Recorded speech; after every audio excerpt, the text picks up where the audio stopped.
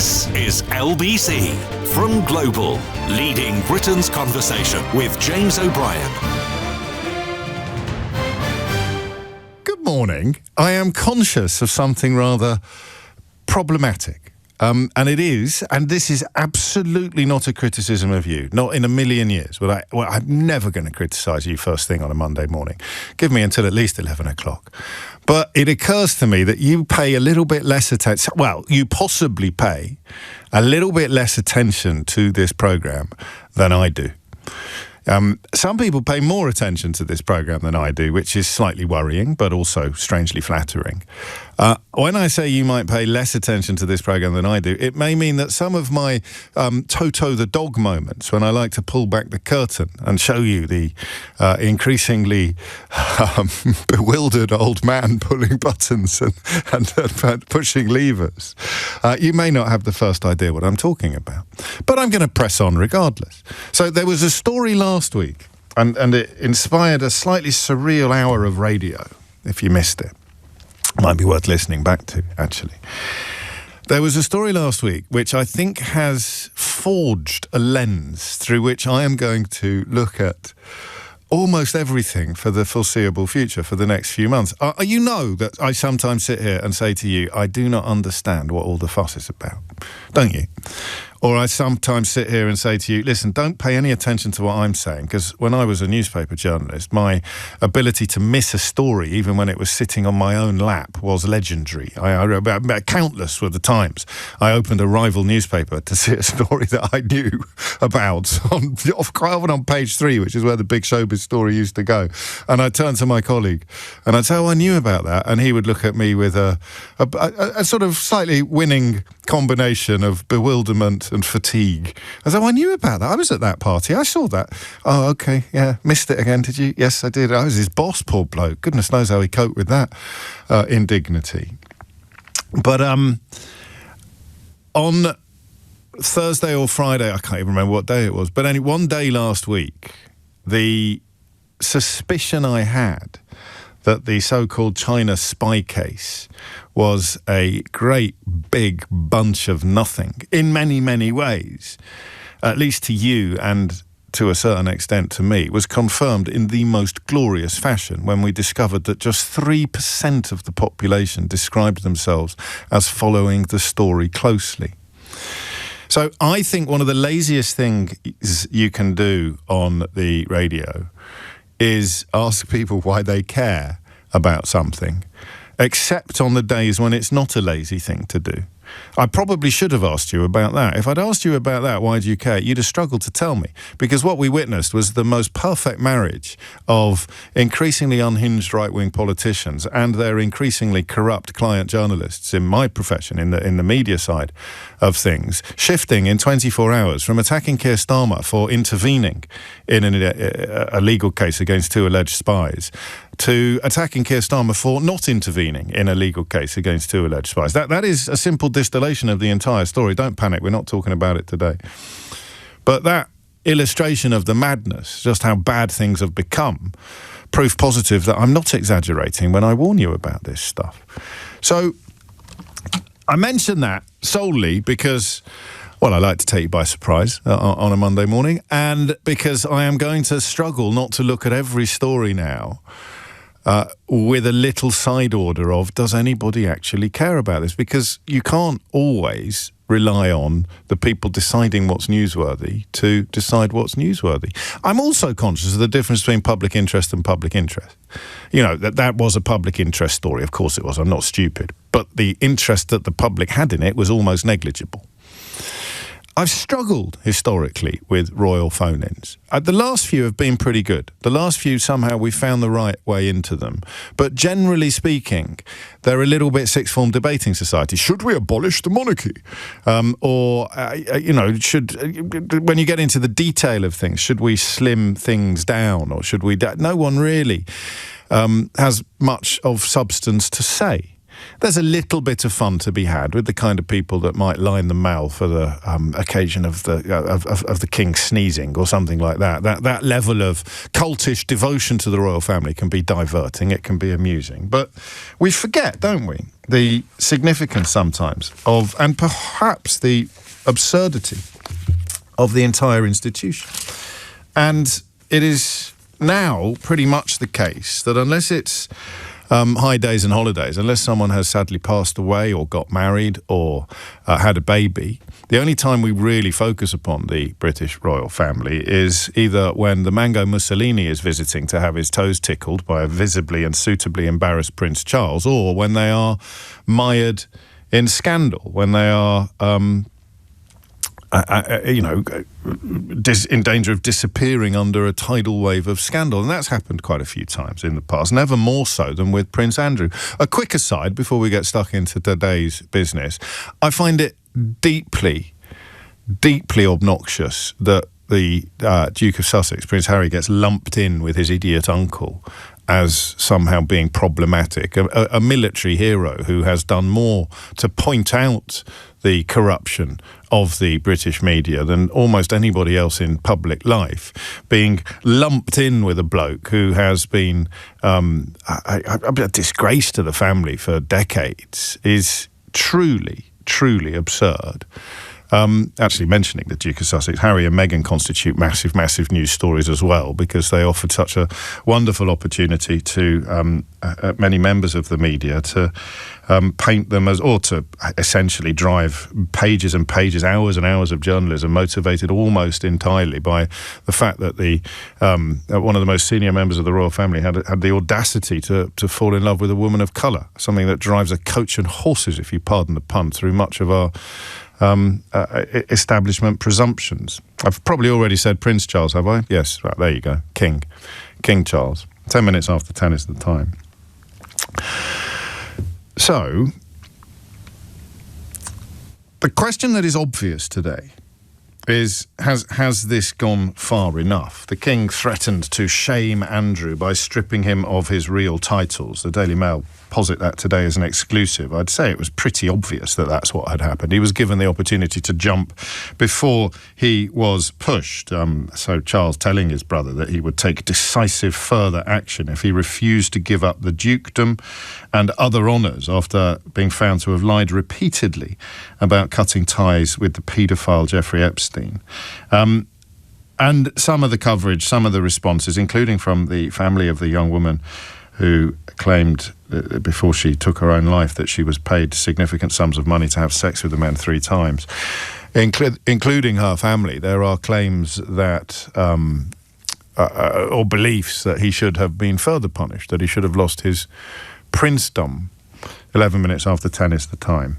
And what I think the obvious question is today is whether or not this has gone far enough, whether or not he should remain a prince, whether it is actually worth taking up parliamentary time to pass legislation that would involve him no longer being a prince.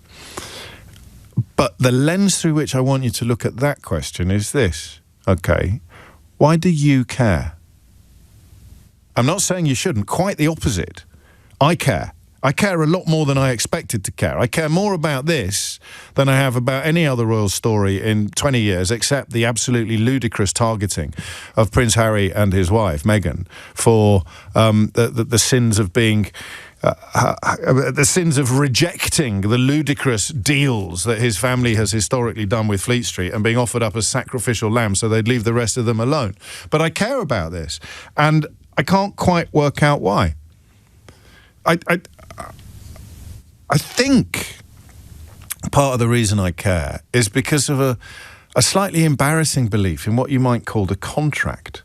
What you might call and this is embarrassing because it makes me sound hideously naive, in that in order to retain the pomp and privilege, the wealth and circumstance that the royal family maintains, hinges on, we are entitled to expect certain standards to be met in return. I don't often feel sorry for members of the royal family, but I felt very, very sorry for King Charles when Donald Trump was being given rides in a golden carriage round his garden for no reason other than to make him feel special. But I didn't feel desperately sorry for him because, of course, when they close the door at the end of the visit, they go back to being waited on hands and foot and even reportedly having a member of staff to squeeze the toothpaste onto his toothbrush every morning and every evening. So it's not exactly a life that lends itself to violins and sympathy, but there's a quid pro quo, isn't there, involved, and in return for leading these ludicrous lives of luxury and privilege, we expect from you duty.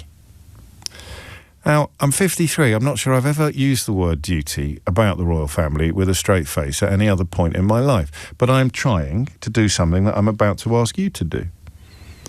I'm trying to work out why I care about this. The fate of Virginia Giuffre is particularly hideous. The poor woman who never achieved, it would seem, peace or happiness, culminating originally in a £12 million settlement funded by the late Queen and ultimately in her own suicide. And you find yourself thinking that woman was clearly exploited, although Prince Andrew denies any involvement at all. She was clearly and categorically exploited by Jeffrey Epstein and much of his clientele. So that is part of it. I have daughters. A couple of you pointed that out. David's mentioned that in a text. I don't know if that is going to be relevant to this response that I have. I don't think that it is, but it might be. Why do I care? Why do you care so much? 0345 6060 973. Just a word to the wise. If you're going to deny something publicly, I'd caution you against denying it vigorously. I always think that's just a strange word to use in the context of denials. But as I mentioned 3 minutes ago, he repeatedly denies any involvement whatsoever in any of these matters. But as I've repeatedly said to you, I can't think of many other circumstances in which you'd give 12 million quid to somebody accusing you of something that you hadn't done. I think that quite vigorously. So, should he be stripped of all of the titles? Why would that matter? And I think that you answer both of those questions in a way when you tell me why you care. So, yes, strip him of everything. Literally, publicly humiliate him, bring back the stocks. But why do we care? I don't know Prince Andrew. I don't know a great deal about him. I've got a couple of old muckers who've been in close protection and they don't have very many nice things to say about him. And that's quite rare because they largely have warm words for all the other members of the royal family. But he has a reputation, I suspect richly deserved, for being incredibly entitled and incredibly arrogant. And of course, the more entitled and arrogant you are, the more important it is that you're not a complete flump. And he is apparently a complete flump. There will be more reports. Today we learn that he may have asked one of his close protection officers to sort of try to dig up dirt on the young woman accusing him of having had sex with her. So it's not going away. There'll be more evidence. I think probably the Virginia Giuffre revelations are more or less over because the BBC have got hold of her memoir and other journalists have picked over it. But it won't be pretty reading for them. It could well be the Epstein end in the United States of America that Donald Trump remains absolutely desperate to distract his own voters and supporters from. But it may well be, as Ghislaine Maxwell's attempts to get herself pardoned or released from jail involve the drip feed of damaging information to a friendly journalist who then magics it or conjures it onto the front page of the Mail on Sunday or the Sunday Times.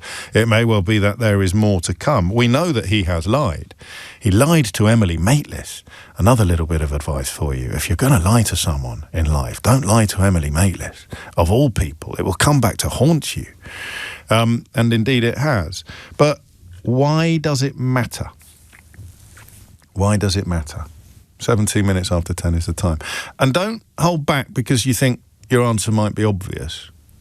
I kind of want to address people listening to this from maybe another country or another planet who can't quite get their head around even the existence of a royal family and don't quite understand how people who are normally quite outspoken in their critiques of unearned privilege and entitlement retain, as I do, I make no apology for that, something of a soft spot for elements of this lot, of this crowd. I don't know that they would understand why this story matters so much. The easy response would be, well, we shouldn't have a royal family at all. The whole thing's ridiculous. Who cares what this man gets up to? He hasn't broken any crimes. He's not been proved to have done anything wrong. He's paid 12 million quid to someone who accused him of something, but hey-ho, that's his business. Why does it matter to you?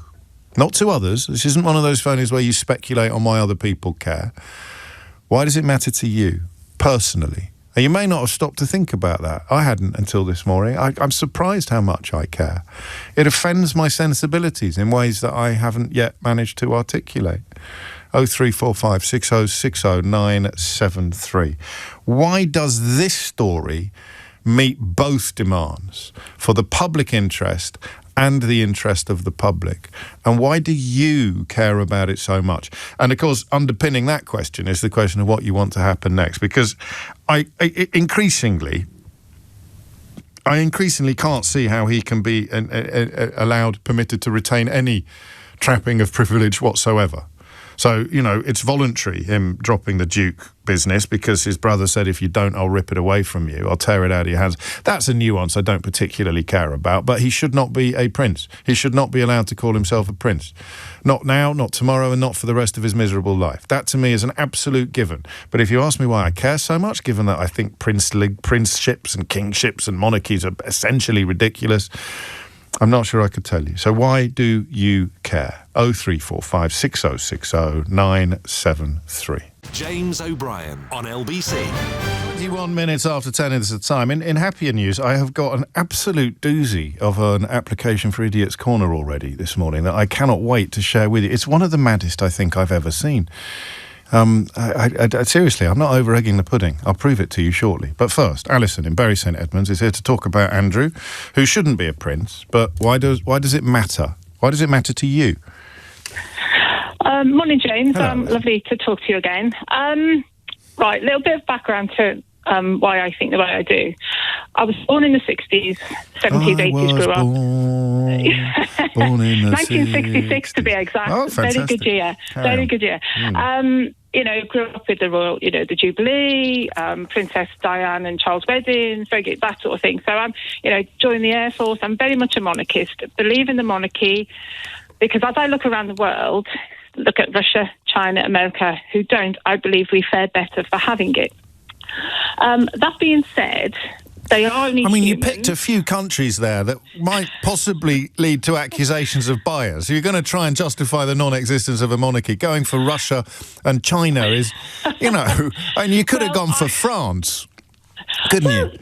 Yeah, I could have done. Yeah, at the moment, we're doing better than them as well. You could have gone for Greece, who are at the moment doing better than us. They got rid of their royal family. There's quite a lot of countries that don't have royal families, who don't necessarily stand comparison with Russia and China as paragons of... but anyway, carry on. Nice play. Look at Italy and the Netherlands. I rest my case. So with Prince Andrew, I compare him to, say, Princess Margaret. Now... in the royal family, they're kind of, no, you can't marry this person, you can't marry them, you have to do what we do. It's all about the image of the monarchy. And I think they're only human. He fell in love with Stark and wasn't allowed to marry her. And I think that type of containment does something to their mental state, and they go off the rails and they do things that ordinarily we wouldn't do and we condemn. And you only have to compare them to Harry and Meghan, now, which you have done. Now, I'm a big Harry and Meghan fan, and what has happened to them I find deplorable. Now, they're not perfect, but look what they're doing. And they're doing it with their own money, and it's working. So you've also got to put that in the mix. So it's kind of, I care because I care about the monarchy and I want us to have the monarchy, I'm more confused now than I was before you started talking. Are you sticking up for Andrew? No, not at all. Oh. Not at all. I mean, look at what's happened to, also, Italy. I don't know. I think things were already quite confused before you brought Italy and the Netherlands in. So the Netherlands has a monarchy and Italy doesn't. Yes. So how do you rest your case on that? Well, I got confused with it today. That's all right. I'm just checking. I'm just making sure I'm not going mad. I apologise. Okay. No. So what should happen to Prince Andrew? What should happen to Prince Andrew? I think he should, and what should happen to him is what would happen to anybody in these circumstances. He should be treated just like anybody else would be. I think they are protected. I think he shouldn't be protected. I think, I'm not going to call him a liar, but he has told some untruths. Yes. Okay. Well, that to me that would be a liar under most circumstances. But you don't lose your job for lying, or very few people lose their job for lying. Depends on the lie. But no, it's 17 she was at the time of the first allegation, and although it is denied, I'm required to repeat that and happy to do so. The fact that he handed over 12 million quid of his late mum's money just sort of confuses the issue, doesn't it? Thank you, Alison. Karen is in Kingston. Karen, why do you care?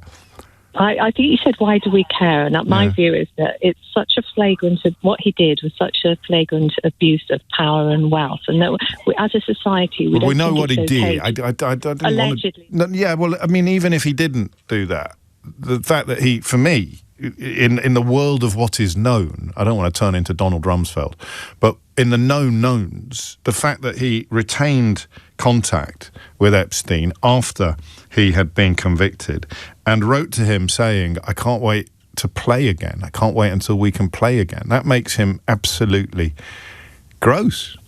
And that's known. Actually. Yes, it's just horrible, isn't it?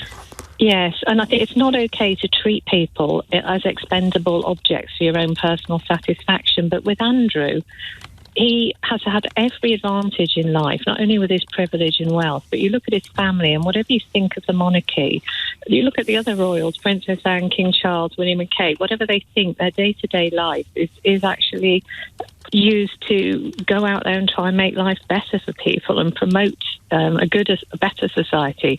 And despite all of that advantage and family in front of him, he has chosen to behave like that with absolutely no remorse or even acknowledgement. So the more you care about the royal family, the more you care about this story, because he's doing so much damage to the brand, as it were, or to the firm. Personally, I think we shouldn't have a monarchist in the next generation. Well, then I'm even more confused as to why, because I could probably go along with that. It wouldn't keep me awake at night. So this matters because of what it tells us about powerful men and the way they can ride roughshod over the kind 100%. Of standards that the rest of us abide by. If a friend of mine was convicted of trafficking young women or paedophilia, the idea that you drop him a note saying can't wait to play again soon would be just, I can't even entertain the notion. It's his background as a royal, to me, as a former prosecutor, is a massive factor to make it 10 times worse. What he did is horrendous. The fact his background makes 100% worse. Yeah, I kind of get it. I don't think we've married the two together yet, though. It's no criticism of you. I haven't done it either. That just this idea that, does it just matter because he is a very big figure? This slightly strange system that we've constructed together, it has a pinnacle. There is a family at the top of our collective tree in this country. Whether you're comfortable with that absurdity or not is immaterial. We have a society, we've had it for thousands of years, certainly in the current form, we've had it since 1066, where one family sits atop the pyramid of our shared lives and trumps everybody else on a social scale, or on a not so much a financial scale anymore, but they're not badly off. And therefore, by dint of being a member of that family, you draw enormous amounts of attention to yourself, and usually, I would say, do benefit from a slightly two-tier approach. And this guy has gone far enough to rip up that rule book. Maybe that's why it matters. I don't know. Peter's in Crosby. Peter, what do you think? Good morning to you, James. Hello, Peter. First of all, the quote about bankruptcy comes from Hemingway. Hemingway, of course it does. It's one of those mental blockages I've got. I thought it was Scott Fitzgerald. I knew it wasn't him, so I didn't say Scott Fitzgerald, and I forgot that it was Hemingway. But anyway, there we go. Bankrupt. First slowly, then quickly. Yeah, that's it. Right. Now, the context in which I speak, I spent 50 years of my working life as a social worker and as a probation officer. So I've dealt with both the abused and the abusers of children. Yes. So I would say that this is not about the monarchy. This is about the abuse of power by powerful people, usually men. This is why it matters so much to me. So it doesn't matter to me whether it's so-called Prince Andrew or so-called Sir James Savile. It should be investigated to the nth degree, with all the implications that it has showed us, like the use of the close protection officer. Can you find some dirt on poor Virginia Giuffre? The £12 million, which you've mentioned earlier. Where did the Queen get that money? Where did he get that money from? Does that indirectly come from the taxpayer? I don't know that. I mean, I'd be amazed if it did. I think. Yeah. Okay. But certainly the latest allegations, and so it is just the magnifying glass of his status, isn't it? Because everything you've said you'd be equally exercised by it if it was somebody that we'd never heard of, who had at the end of my street. Yes, and it is the magnifying glass of who he is that essentially works on the story and turns it into something so enormous. Well, I mean, because I thought, and I've got this completely wrong, that the more you cared about the royal family, the more you'd care about this. Either you'd sort of want to cover it up or you'd want... But I sense that's not the case, is it? It's the more you care about exploitation and victims, the more you care about this story. Absolutely, James. You're absolutely You're a good man. right. You're a good man. You needed to remind us of that because of the status and the magnifying glass kicking in. And listen, I'm not going to say it a million times. Andrew denies the allegations that were put to him by Virginia Giuffre. But the simple point is that Epstein had done jail time for soliciting by the time Andrew retained his friendship with him. And after he did that, he wrote the thing saying, "We are in this together." And he can't wait to play some more soon. And that, to me, it's just stomach-churning. I've already said I felt sorry for King Charles when Donald Trump came to visit. My reading of the situation, and there's no particular reason for this, is that the younger Prince William is even more exercised by Andrew's actions than his dad is. I felt really sorry for him at the funeral of the Duchess of Kent when Andrew sort of sidled up to him and started whispering in his ear as if they were about to have a little chuckle together. And that's it. That's really good. 3 good calls there. I love that idea that it's nothing to do with our repulsion has nothing to do with his membership of the royal family or his status. We should be equally repulsed by all tales of exploitation or indeed facilitation of exploitation or remaining friends with people who've done disgusting things. And the magnifying glass that goes with his job is the reason why the story is so huge. So we need to see a similarly magnified act of atonement. And if he's not going to do penance in a Profumo style, then it is the job of the state, I would argue, to come in and punish him on our behalf, which would involve taking away everything, all his titles. You may be aware of a big internet outage. I saw a little clip this morning on my social media. It just said loads of very important apps have gone down. So I checked the app I use, and it was fine, and I went back to bed. But it is quite a big deal, and if you're worried about it, then don't worry. Will Guyatt will be here just before 11 o'clock to talk you through what is going on and what it all might mean. But for now, Thomas Watts has your headlines. James O'Brien on LBC. It is 10:36. You are listening to James O'Brien on LBC, 10:36. That sounded like Donald Trump then. I just got a little bit distracted by a headline saying Trump pressures Zelensky after Putin call. You'll also be aware that the ceasefire in the Middle East was breached this weekend. I'll bring you the full death toll before close of play today, but there it is. A Donald Trump-style ceasefire, which can sort of cease and then become a ceasefire again. 10:36. Adam is in Sutton to steer us back to the Andrew story and the vexed question of why it matters, although I think that we're edging ever closer to understanding that, aren't we? Adam, what would you like to say? Hey, James, I want to say that I'm a major fan of yours, mate, so thank you so much. Let's get the important stuff out of the way first, Adam. There we go. Absolutely crucial contribution. Carry on. Thank you. So I think it's very interesting what's going on now because we as a nation, England, I think we're losing our relevance in the world, and I think the UK itself relies very excuse heavily. me. Yeah. I think you'll find that you can establish your relevance in the world by hanging flags from every lamppost in Sutton. Absolutely. Why haven't you done your bit, Adam? It's all very well moaning about us losing relevance. How many flags have you hung up this week? I tried, mate. But I just kept slipping down. Fair enough. Get a ladder. Get a ladder. So the royal family actually are one of our few kind of world-beating institutions. I think so, and I really do. I've got a lot of American friends, and they love the royal family, and I think the royal family have massive influence when it comes to things like trade and relationships. And I think that an aspect of the royal family is integrity, its honesty, its representation of British values, and the haughtiness and everything. And people see that as a very honourable and a very big thing to be proud of. And the problem is when you have these type of stories, it kind of knocks that. And we kind of, my personal view, right, I think we shafted ourselves by Brexit, and that removed. That's not a personal view, mate. That's a matter of historical fact. Yeah, and I think that basically removed our relevance quite significantly. And then on top of it, now we're having issues with regards to our royal family, and also we're having turmoil within the public. Individuals causing issues on the streets on baseless things. So I think England itself is in a very, very kind of difficult situation and position right now.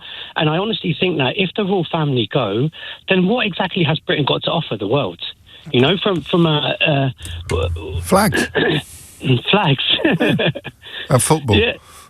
And we're getting brought out. I'm joking. I like this. I think I really like this. Actually, I didn't. I mean, normally it's me that can shoehorn Brexit into a conversation about something that's got absolutely nothing to do with Brexit. But you didn't do that. You made it relevant, and you talk about and it really came home, didn't it, Adam, during the state visit by Donald Trump, when you realise that whatever we might think about an institution and its inherent absurdities, the rest of the world looks at things different, or much of the world may look at things very differently, and it meant so much. It's probably part of the reason why Trump hasn't come after us with quite as much viciousness or alacrity as he's come after lots and lots of other countries and lots of other world leaders, in that it puts us in a position that very few other countries, if any other countries, can ever actually get into.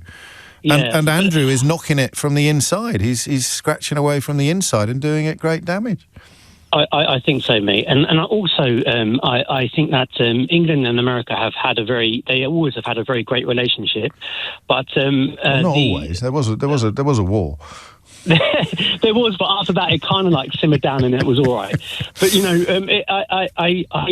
worries me. It's funny because I'm Muslim myself. I was born here, and I feel the tensions in this country, and I love my country. I love where I live, and it's very. You go to America and everyone's like, oh, look at it, listen to his accent. He's a Brit, and the royal family are part of that. Yeah, do you know? I like this. I mean, it's almost like you're describing a brand. I mean, and I know that you're not offering this up as an alternative to the idea that the story matters because of the victims and what we learn about exploitation.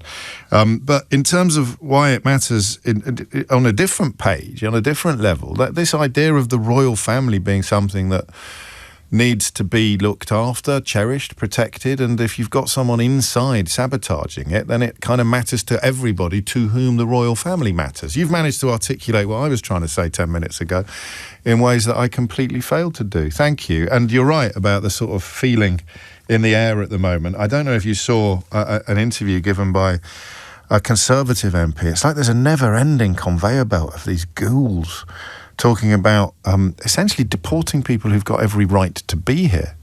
Last time I checked, that was an idea slightly to the right of Enoch Powell. Someone called Katie Lam, L-A-M? Someone called Katie Lam in an interview in the Times this weekend, doing that kind of, yes, we should deport people who've got every right to be here. And that's one of the reasons why everything feels so febrile at the minute, is that Enoch Powell would now not get thrown out of the Conservative Party for the comments that he made, because Robert Jenrick and now Katie Lam have gone further than Enoch Powell ever did without any sanction whatsoever from their party. Thank you, Adam. Kieran is in Hereford. Kieran, what would you like to say?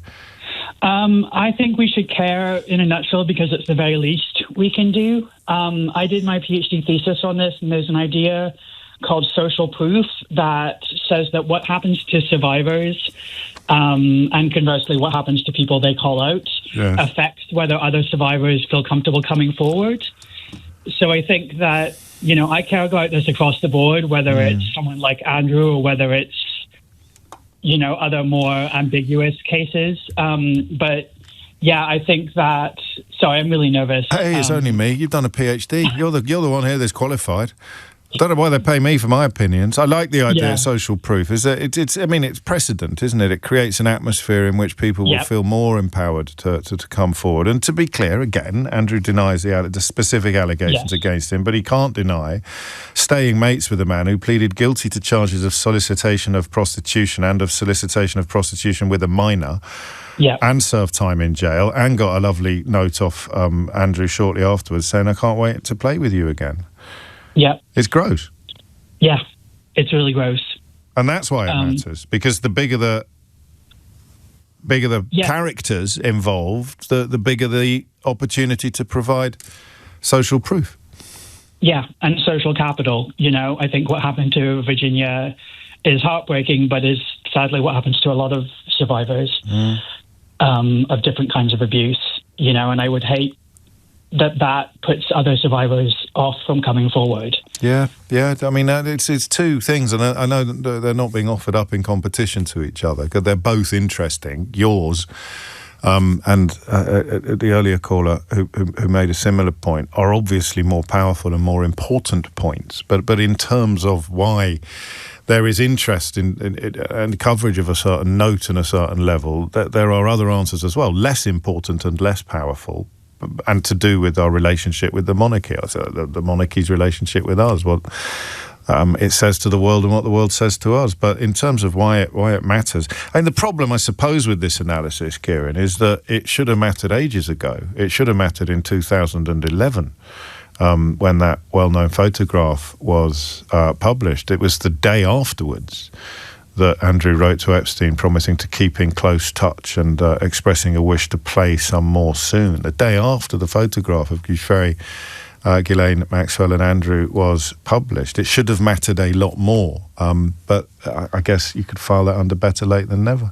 I'm hearing some reports that people's Ring doorbells may have been affected by this power outage, which, if you're expecting a delivery today, could be very, very serious news. Will Guyatt will bring us up to date shortly. And I'll give you that idiot's corner. I don't know why you're having a go at me for not having revealed it yet, because I was deliberately building up tension. That's the whole point of a hook and tease. Some people think you should deliver the answer quite shortly after you've done the hook and tease. Other people like me often forget and then pretend that they've deliberately delayed it in order to build up even more tension. And here is conclusive proof that today I forgot and then pretended that I deliberately delayed it in order to build up more tension. The big question is now, and no one knows the answer to this question, will I remember to do it after this? James O'Brien on LBC. 10:48 is the time. So this is from George, and it is one of the daftest messages I've ever received in all the years of doing this job. Are you ready? It would appear you care specifically. And remember, George has been listening to the same show that you have, because anything that could damage the monarchy fits with your leftism. No doubt you and Khan have had some fun conversations about this Prince Andrew debacle, offering a classic opportunity to further denigrate the royal family in general. Also, you should note that in the United Kingdom and in the 35 US states, the legal age of consent is 17 or younger. George, you sound like a bit of a menace, mate, not just an idiot. That last bit of your message is slightly disturbing. But equally disturbing is the idea. Do you think he means Sadiq Khan? Or the Aga Khan? I don't know. Sarah Khan? What do you think me and Sadiq Khan socialise together and slag off Prince Andrew because of our leftism? Mate, I don't know what kind of websites you look at. The bit about the age of consent in other countries is perhaps a bit of a giveaway. But the political ones, you really need to get off. I mean, Idiots Corner feels almost unfair on the other idiots, George, to put you in there today. But given that it's Monday morning and it's currently empty, off you pop. Will Guyatt is LBC's tech correspondent. I've heard from Bev, Will. Good. What has Bev said? She says, "Hi, James. Re this outage. My Ring doorbell is not working. Could you do a public service message for anyone expecting a delivery?" I was going to say, we've just had a jingle saying message LBC on Alexa, and that's not working either at the moment. So that's also just gives you an extent of this problem. The best way to describe this, right, what's happened this morning, there's a thing called the domain name system that runs the internet, and Amazon Web Services, and I'll talk to you about exactly what that is in a second, runs a bit of it. And it's like the Yellow Pages, this domain name system. And basically Jeff Capes has ripped the Yellow Pages in half this morning. So various bits of the internet has not been able to find itself to other addresses on the internet. And this goes to show you, James. Do you know what? I'm keeping up so far. We'll carry on. You shouldn't put all your eggs in one basket. Oh. Lots of companies have now gone to Amazon, don't just have a really successful retail business, they have a huge internet business behind the scenes, because they realised that when their website went global, they needed to put loads of intricate systems in place in order to keep it running. So Amazon also has a huge business running the cloud. Now, we all think of the cloud as some sort of nebulous place where the internet is saved. It's big data centers all around the world. One of these data centers went wrong around midnight US time in California, and that points to it being a failed software update or something. But it's taken so much of the internet down, it shows you that, you know, literally putting all your eggs in one basket leads to a really, really bad experience for all of us that rely on the internet. So, just to translate it even more into layman's terms, Amazon put a system in place to look after its own interests and businesses, and then loads of other online companies, loads of other apps used the same directory, used the same system to... Off the top of my head, if they're not making as much money from their web services, they're making close to the same amount of money as they do from their retail business globally. Well, that's a relief, because I worry about that fella. You worry about income Jeff streams. Bezos being down to his last billion. I don't see him selling a big issue outside the global HQ anytime soon. So Snapchat, HMRC, Roblox, all the biggies have been affected. Is the oil tanker turning around? Rachel tells me Alexa is at least working in South Wales. I don't know who we need to alert. Well, that's good. I'm glad that it's back in South Wales. Yeah, it's being. I think it sort of will slowly come back into usage over the next hour or so, because all this stuff needs to propagate back around the internet. It doesn't all happen instantly. But the usual thing happens in these situations. The newsroom was on the phone to me earlier going, is this a hack? Yes. No, I reckon Ken has unplugged the server somewhere and it's just been plugged back in. Do you really? Something completely simple, straightforward human error? Yeah. Okay. When did you first realise? What did you notice first? The first thing I got was a phone call saying the internet's not working, because I was driving at the time. So you didn't, because Eleanor asked me to check my bank account, which is because you're warned to be suspicious of people, aren't you, that tell you to check your bank account, even if it's the producer of your own radio. Check your bank account? It was down. It was down. Oh. I couldn't get on my app. I couldn't get on my banking app. Okay. Yeah, well, that's an interesting point, right? Because it does show you that so many companies now rely on one service to keep their costs down. 20 years ago, all these companies would have had servers somewhere in a room. You know, a door was locked and there was a computer behind it. That's really interesting. Before you go... Yeah. For the benefit of younger listeners, who was Jeff Capes and why was he tearing up telephone Jeff directories? Capes was the world's strongest man, and I clearly remember an episode of Sooty from about 1986 where Jeff Capes turned up, shocked Sooty's helper, and ripped two sets of the Yellow Pages. Yeah, but he ripped two sets of the Yellow... This is when the Yellow Pages... I could rip a Yellow Pages now if it still exists, but back in the day, when the Yellow Pages was a thick old tome, yeah, Jeff Capes ripped two of them in quick succession. So stuff that stays in your memory, Will Guyatt. It's extraordinary, isn't it? And he was he was a former police officer. I think he was still a police officer when he became world's strongest man. You wouldn't want to bump into him if you'd had a few too many falling out at the pub on a Friday night, would you? I thought you meant Sooty then for a second. No, he's fine. Police officer. No, just Jeff Capes. Lovely stuff, Will. Mind how you go. 10:53 is the time. Have I ever shared my Sooty story on air? It's one of my best stories, but I don't know if I can share it on air because it's a little bit embarrassing for colleagues past. I don't think any colleagues present. I'll double check. Not as embarrassing, of course, as being friends with or associating with Prince Andrew. And, of course, you can choose your friends, but you can't choose your family. We haven't really addressed the question of whether or not he should be stripped of his princeship or princehood or whatever the correct word is. Largely, I suspect, because everybody thinks that he should, which means that despite playing something of a blinder on Friday, Buckingham Palace will probably have to wade back into this and go even further. It was a sort of gentleman's agreement to allow him to promise that he would never use most of his titles again. The problem with a gentleman's agreement is it needs to be made by gentlemen. And while the King clearly is one, his brother clearly ain't. Neil's in Nottingham. Neil, what would you like to say? Morning, James. Hello. I think it matters for one other reason as well, or here's another reason it matters. Yes. I think the royal family has the chance to regenerate itself potentially through William and Kate. They've both, and I'm not necessarily, saying this as a royalist per se, but they've both done a good job so far, and I think both of them have showed that they've got the type of values and skills and the rest of it to be able to actually put the royal family back on the map and to do it in a way that engages with younger generations as well. So if Andrew was allowed, if you like, to taint it more... And he would, wouldn't he? He hangs around, even if he doesn't turn up at Christmas or at Balmoral. They can't stop him turning up and coming through the front door. But he leaves a hideous stench hanging over the whole lot of them, doesn't he? Yes, but also the if you like, the idea, the wider concept of the royal family. And I think that William has already demonstrated this through the fact that it's been let known, obviously, that he's been in discussions, and if anything, his approach would be harder than Charles.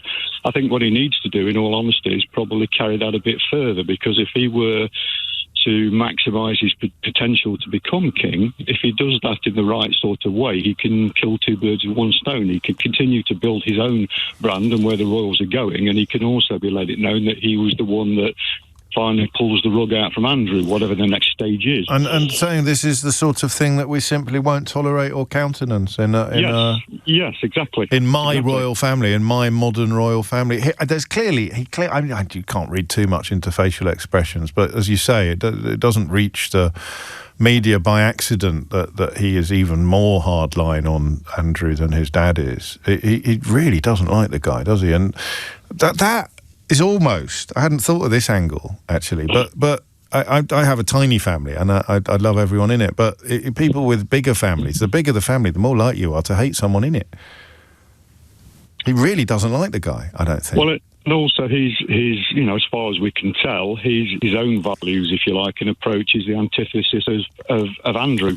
So there's that side to think about as well. As far as we can tell, indeed, Neil. But equally, he knows what his job is. His job is to get the institution squeaky clean. So the Clever Money says he wants it slimmed down. He wants fewer people on the payroll, and those who are will obviously have to, observe standards that are a million miles away from the kind of image that Andrew has, the kind of conduct that Andrew has engaged in. And that is it. I mean, there's no one there going for the idea that he should stay as a prince. I mean, how could you defend that? How could you say, no, I definitely think he should stay on as a prince, because he vigorously denies all the allegations against him involving the idea that a man who has been to jail for trafficking young women trafficked a young woman to him 3 times. And he then wrote to that man saying, we must stay very, very close and I can't wait to play with you again. He should definitely stay as a prince. In fact, and I hesitate to say this because I like the king, you sort of find yourself wondering whether or not they went far enough on Friday, given how impossible it would be to mount any defence. If it were me, I'd say, look, Parliament's got more important things to worry about. But one thing you might take away from this hour of radio, and they were clearly listening last week, because I like to think that we informed the decision, you and me. That's a joke, by the way. But one thing you can say with a degree of certainty is that nobody's going to defend the idea that he should actually remain as a prince. So why is he remaining as a prince? Tim's in Ellesmere Port with the last word on this one. What do you reckon, Tim? Hello there. Yeah, hello, I think there's 2 prongs to it, really. One of them is the kind of patriotic element of what the royal family represents. Yes. And we're propping him up as one of the most celebrated and influential people in the UK by dint of him being a prince. Yeah. Oh, thank God you said prince. Yeah. I'll try and keep it clean. But yeah, I'd say... And the second bit is the king, isn't it? And the king's role, who he is. The king's role, in terms of what he represents and what the royal family represents. Yeah. But personally for me, particularly in relation to the judiciary of England and Wales, in that ultimately the king is the head of the judiciary. Is he? And what we've got is the king's brother having been permitted to pay himself out of somebody testifying or potentially bringing anything to trial. So the image that projects as to how kind of just and honourable the UK is and is permitted to be is quite negative as well. Yes, it is. I mean, I guess the decision on that was ultimately Virginia Giuffre's, wasn't it? In a sense, but you're right. Perception is a huge part of it, and you can take away the title. It doesn't matter if you get it automatically by dint of being born the son to a queen. You automatically become a prince. Of course, you can take it away. It is bestowed by humans, and therefore it can be removed by humans. It is coming up to 11 o'clock. You're listening to James O'Brien on LBC. How long have you been listening to this nonsense? Not you, Tim, everybody. How long have you been listening to this nonsense? Keith says too long. I think he speaks for everyone, really, when he says that. If I said to you, I used to do a topic, it was even a motoring-y topic. I don't think I'm going to do it today, but it's back in the news again for reasons that I find absolutely riveting. I wonder if you can guess what it is. James O'Brien on LBC. 4 minutes after 11 is the time. You're listening to James O'Brien on LBC. We're going to do something rather important now. And I'm not quite sure how to do it. I don't worry, though. We'll work it out, and we'll probably work it out together. But it speaks to a much broader problem. And it's one of what you might describe as the carpet-slippered creep of fascism. Or if not fascism, then something very, very close to racism. And it's about what is becoming normalised in public discourse. And what is becoming normalised in public discourse is stuff that would have been inconceivable even 5 years ago. There is a Daily Express journalist who called this weekend for Zara Sultana, the Labour MP, to be deported, presumably for the offence in his worldview of being brown or being a Muslim. I don't know. He has apologised and claimed that he is leaving Twitter in order to look after his mental health. Somewhat unfortunately, historic tweets have been found in which he says you should never take anybody seriously who cites their mental health when apologising for something. But hey, I think we should give this person the benefit of the doubt. It works for a newspaper I used to work for, although it was a very different beast then. I'm fairly confident that at any point in the almost 30 years since I joined the Daily Express, somebody on the political staff calling for an elected MP to be deported for presumably either religious or ethnic reasons would be a sackable offence. I think this is the first time in almost 3 decades where I sit here and say I don't think it is a sackable offence anymore, because how can the Daily Express sack him when Kemi Badenoch hasn't sacked Robert Jenrick for saying that he doesn't want to live in a country where he couldn't see any white faces on a visit to Birmingham? This is not normal discourse. And yet, I don't know, people like me, and let's be honest, there are very, very few of us in the UK media, despite the ludicrous claims from the armies of people that are comfortable with this kind of rhetoric, that people like me somehow dominate the discourse. That'd be me and Gary, would it? I don't know. But people like me I don't like talking about the immigration conversation at the moment, because it is hideous and it makes everybody who gets involved feel dirty. Some people love feeling dirty. It's all they've ever felt, and they are currently really having their time in the sun. But how do you push back against this hideousness if the people that should be pushing back against it are not? If Kemi Badenoch is not going to caution Robert Jenrick for revealing that he doesn't want to live in a country where lots of people look like her, or the Daily Express is not going to caution a journalist for calling for an elected MP to be deported on ethnic or religious grounds, or quite possibly both, you have a deep shift, a deep and obvious shift in what you would have to describe as either fascistic or racist rhetoric, culminating in an extraordinary interview this week with a politician I hadn't previously heard of, but she's essentially called for people who have every right to be here to be expelled. Let me read you the quotes. There are also a large number of people in this country who came here legally, but in effect shouldn't have been able to do so. It's not the fault of the individuals who came here. They just shouldn't have been able to do so. They will also need to go home. What that will leave is a mostly but not entirely culturally coherent group of people. This is a politician called Katie Lam, L-A-M, who is a shadow Home Office minister. And I don't want to turn this into a competition, but I think that's the single most hideous thing I've heard a mainstream main party politician say in my lifetime. And I did a quick search when I came into work this morning, and it's been picked up by precisely nobody in the wider media. There is quite a lot of understandable anger and disgust on social media. I don't look at Twitter anymore because, well, it's part of the reason why politicians like Katie Lam think that they can say this sort of stuff with impunity now, because Elon Musk has very deliberately and very successfully created a racist sewer where racists thrive and persuade themselves that everybody else is racist too. But this is an extraordinary breach of what I would describe as the basic tenets of common decency.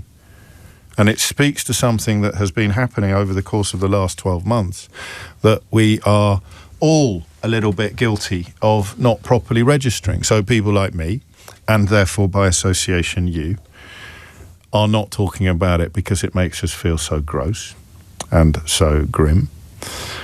People sitting next to Katie Lam in the House of Commons, or indeed sitting above her on the hierarchy of the Conservative Party, are not talking about it because they're frightened of upsetting all the potential voters who agree with her.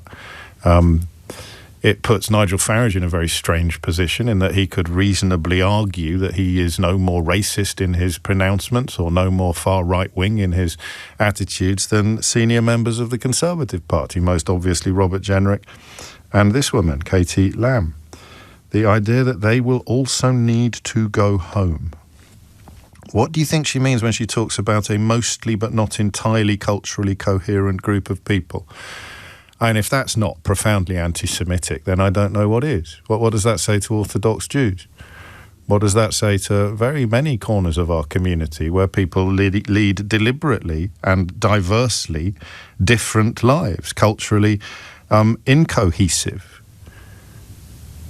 And not a whisper, not a sausage. In fact, this is probably, hand on heart, put your hand up if this is the first you've heard of it. You see? How is this happening?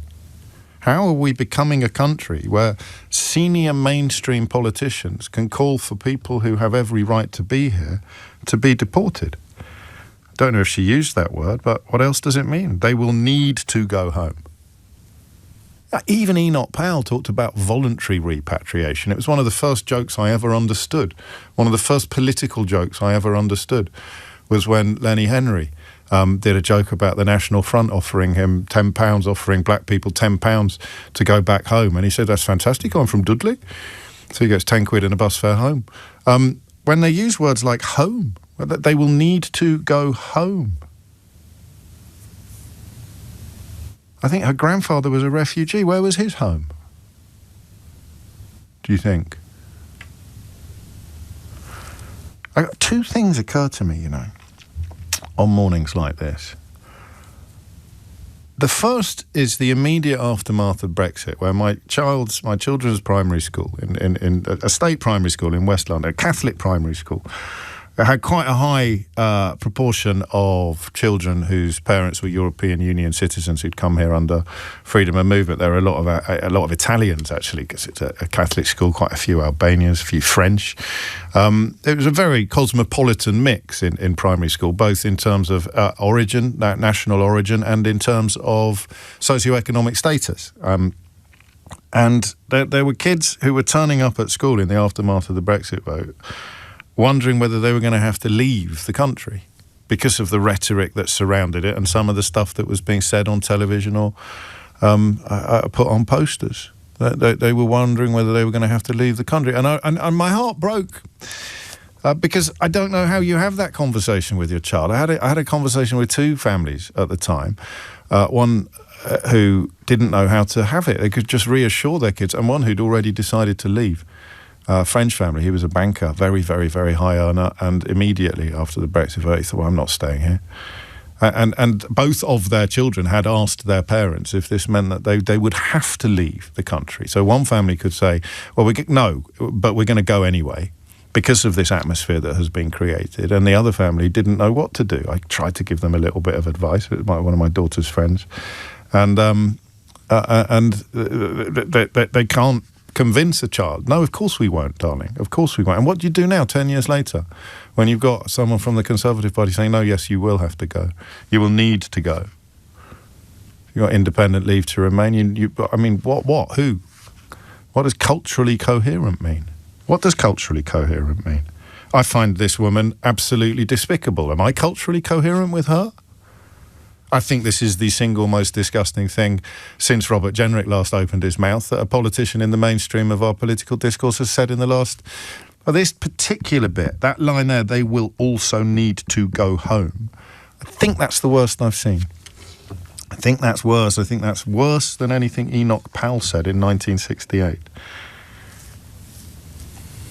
And where is the story? I mean, Enoch Powell was the biggest political story in the country for weeks, months, and it is still resonating now. The echoes of his racism still ring through the corridors of Westminster decades later.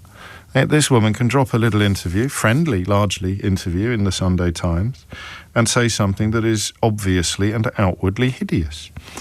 It's not the fault of the... Can you think of a more dehumanising turn of phrase than this? It's not the fault of the individuals who came here. They just shouldn't have been able to do so. They will also need to go home. What that will leave is a mostly but not entirely culturally coherent group of people. Well, I don't know who she means. How are they going to decide whether you're culturally coherent? Will they check that you're racist before you can stay? Will they check that you're white? Will they check that you're Christian? Will they check that you're Anglican? Will they check that you're a Capricorn? What does she mean? Will they check that you can quote Charles Dickens? What does culturally coherent mean? Will they check that you can deliver the rivers of blood speech from memory? Will that be enough to get you over the line if you're not too brown? And speaking of brown, I don't know if you've heard Nick Lowles, the founder of Hope Not Hate, on this programme, or indeed anywhere else. He tells a story that I can't get out of my head at the moment. He tells it in two ways. And his political awakening came during the heyday of the National Front in the 1970s, some 2 decades before this woman was born, when "There Ain't No Black in the Union Jack" was routinely chanted on our streets, and when people would be chased down the road for the sin of being dark-skinned, where skinhead violence against ethnic minorities was a fact of life for these people, because they were not culturally coherent, as Katie Lam might say. And this is when Nick Lowles, whose mother was from Mauritius, first started hearing about compulsory deportation. First started hearing rhetoric like they will need to go home. And he felt, in his childhood way, that that his mum would be on that list. He was worried his mum would be deported. And you're a kid, right? So you can't always have these conversations with your parents. The things you're frightened of as children are often the things that you're least likely to talk to your parents about. So number one, you have an 8-year-old boy sitting in suburban Britain, worried that his mummy is going to be deported because people like Katie Lam say they will need to go home.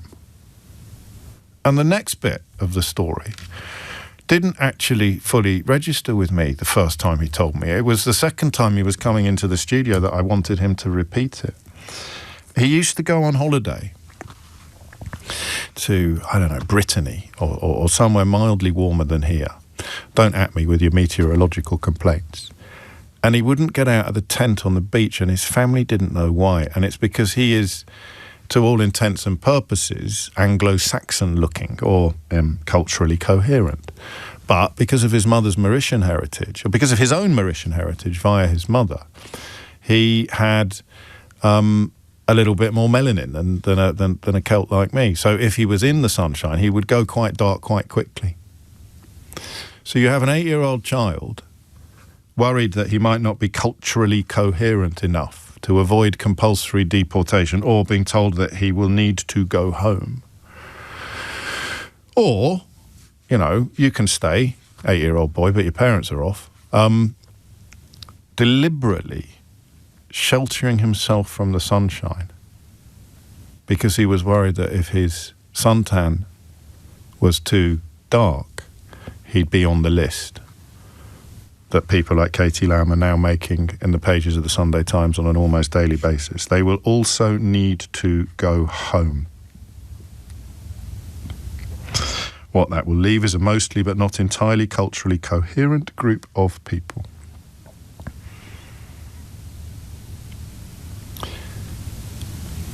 Where are the Nick Louses of today, I wonder? How does this rhetoric reach you? I am so privileged. Look, I'm Irish, and I can be a bit of a troublemaker from the point of view of people like Honest Bob Jenrick and Katie Lam and the rest of them.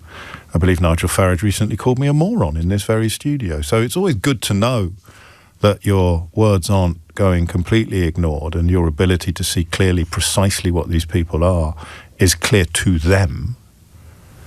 But it doesn't really affect me.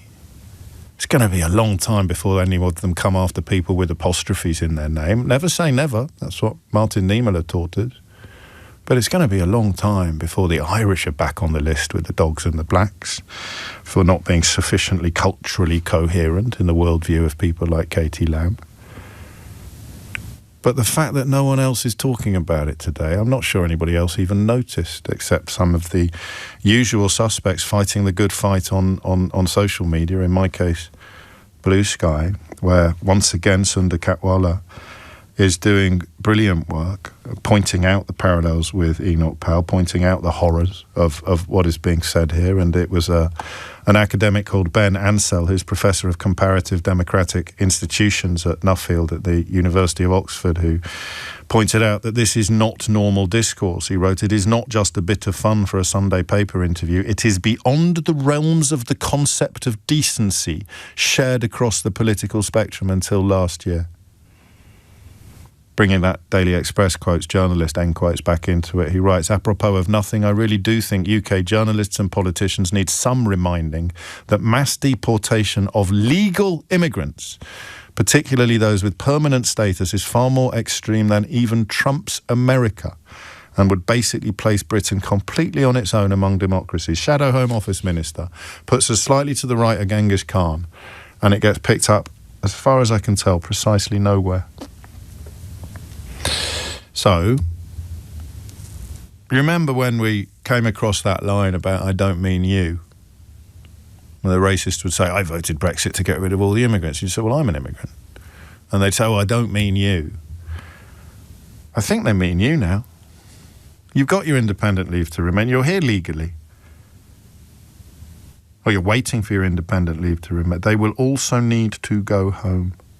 How does this rhetoric, whether it's a Daily Express journalist calling for an elected politician to be deported because she's brown or Muslim or both, whether it's a Shadow Home Office minister in the Sunday Times newspaper calling for everybody who doesn't fit her notion of cultural coherence to be removed from the country and sent, quotes, home, end quotes, even if this is home, even if this is the only home your children have ever known. When Robert Jenrick talks about not liking it, not wanting to live in a country where all the faces that he sees are black or brown, despite choosing to live in a village where all the faces that he sees are exclusively white. How does it change the way you feel about this country, about your home, when these voices are not being challenged and silenced as they were in Enoch Powell's day, but they are being amplified and lionized? How does it make you feel? I can't believe how quickly it's happened until I look at America. 0345 6060 973. Did I say independent? Everyone's picking me up on my words. I said independent leave to remain. I should have said indefinite. Forgive me. It's not the biggest issue under discussion here, but details matter, facts matter. And while we're talking about semantics, what do you think she means when she says culturally coherent? Hand on heart, I want you to tell me what you think she means. I've got thoughts. What do you think she means? It's within, a fortnight of an attack on a synagogue in Manchester, and she's talking about culturally coherent groups of people? How does it make you feel about your home? And who do you think she's talking about when she talks about culturally coherent groups of people? And am I going mad? Or is this up there with the single most disgusting contributions to public discourse you've ever heard from a mainstream main party politician? It is 11:23. James O'Brien on LBC. 5 minutes after 11 is the time. It's new, isn't it? We sometimes fall into the old boiled frog problem, is that we don't notice how serious changes are because they've been happening incrementally. But here it is, a relatively senior member of the modern Conservative Party, someone who is, at some point everybody is mooted as a potential future leader, calling for people who are here legally to be sent, quotes, home, end quotes, because they are not, quotes, culturally coherent, end quotes. How does it make you feel about your home to hear stuff like this now in the mainstream? And what do you think she means by culturally coherent? Norman's in Epsom. Norman, what would you like to say? Yeah, hi James, good morning. Hello, mate. It's disturbing that this rhetoric is being ramped up. Yes, she's being talked about as a potential future leader. She's got the blonde hair, she's got the Thatcherite appearance that they're always trying to regurgitate. But it just spills over into potential attacks on people.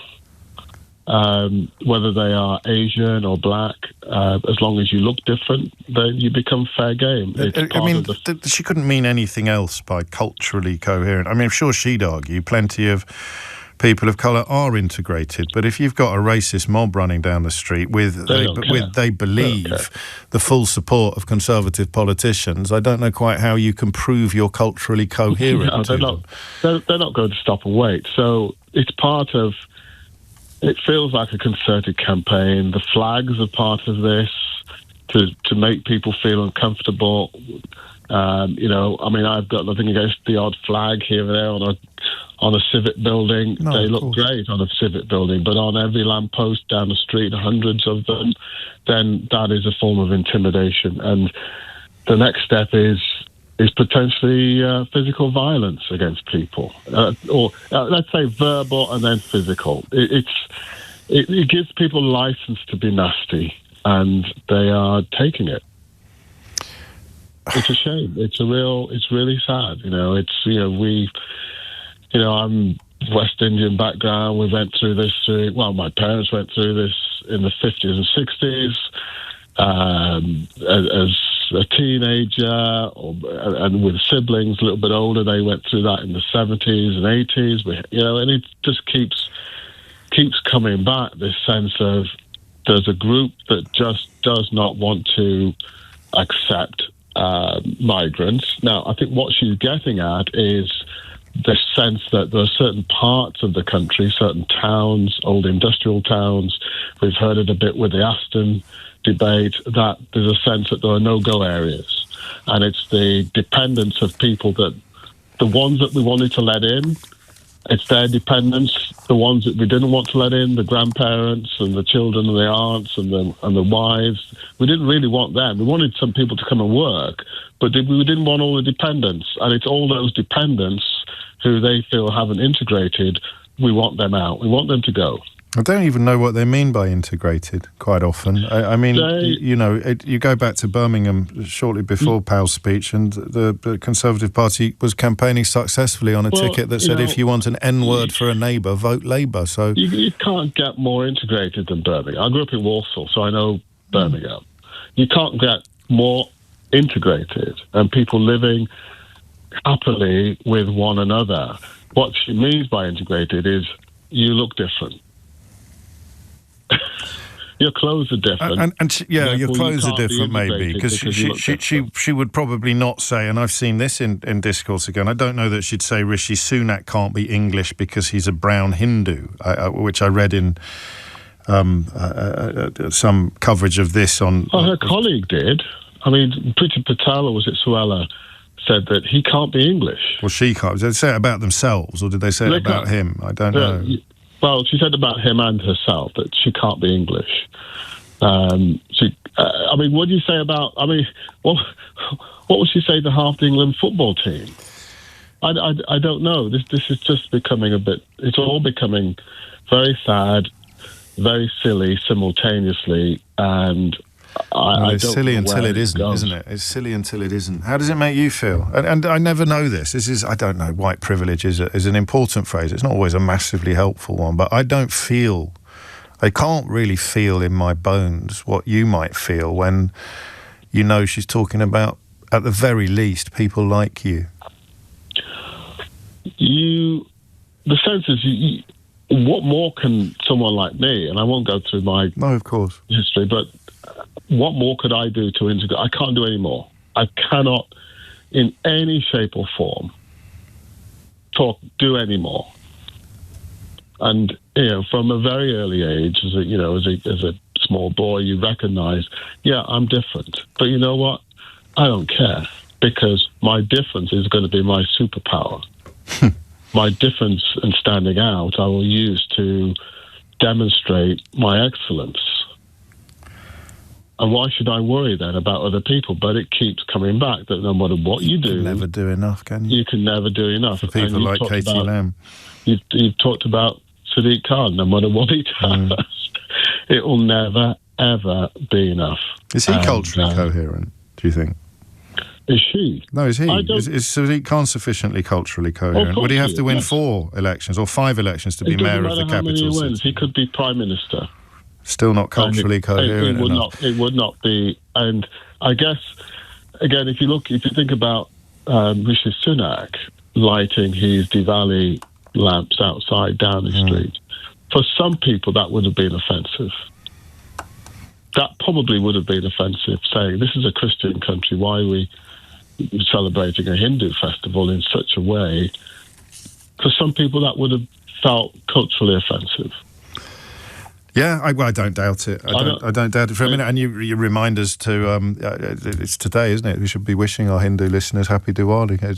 It's because that's what our country is, and in many ways always has been. Something of a melting pot. Norman, I'm really late for the news. I'm just looking at some more elements of this interview that I read at the weekend. She worked for Goldman Sachs. You can't really work there if you're thick. But goodness me, her grasp of history and 20th century politics is quite extraordinarily bovine. More on that after the headlines with Thomas Watts. James O'Brien on LBC. It is 25 minutes to 12. You're listening to James O'Brien on LBC. And I'm just wondering how it feels in your family when the rhetoric of deportation, of being removed, despite having a legal right to be here, has moved into the mainstream, thanks most recently to a Conservative politician called Katie Lam, who gave an interview. I think I keep saying the Sunday Times. It was the Saturday Times, forgive me, I read it yesterday. That's the problem with not having print editions anymore, isn't it? But she's talking about people not being culturally coherent enough, and she's talking about people being told that they need to go home, and she is talking about people who are currently here legally. I guess the argument about getting rid of all the illegal immigrants has died because no one ever really disagreed with that.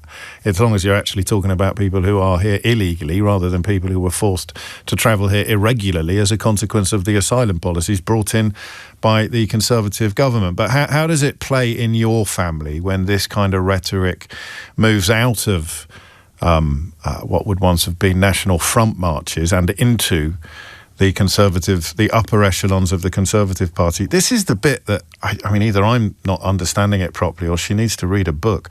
A committed Brexiteer Natch, Lam believes these structures are no longer fit for purpose, and these structures are our current systems of rights and laws created in the shadow of the Second World War.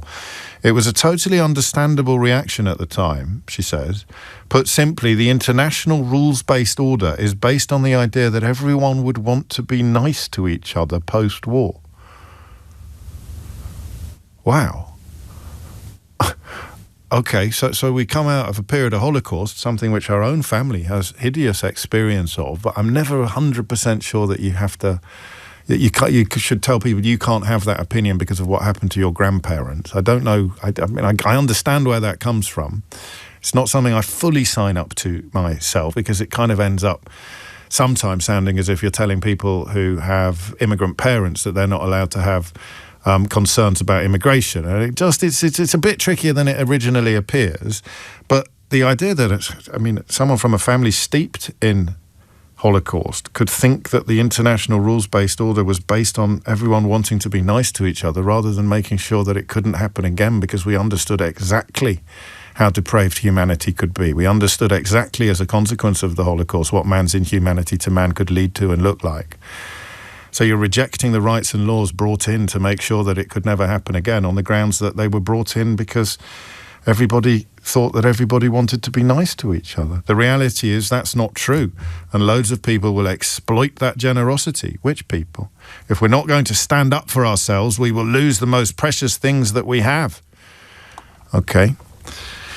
Sean's in Coventry. Sean, what are you hearing? I guess I'm going to justify myself first, right, is that I'm Indian, or I'm British, but my dad's Indian, born in India. My mum's Indian, but born in Britain. My wife's white, so my kids are mixed race. I served in the army, and yet you still get the feeling, I still get the feeling that I'm not welcome. And it's things like doing things or you almost exaggerate your Britishness. Yeah. In a way to try and fit in. So, look, with a name like Sean, which is, we're sort of third or fourth generation Catholics, which is uncommon in the eyes of people that I went to school with, or kind of... Well, it's statistically quite uncommon as well, I think, isn't it? If you look at kind of the population of Goa and the big Catholic influence there, I guess it's statistically, it's different here. But sure. Look, when I was growing up, kids would always be like, "Oh, what's your real name though?" And it's like, "Well, no, Sean." Yeah, but what's your proper name though? Like, what's your Indian name? And I'm like, "Well, I don't have one." Right?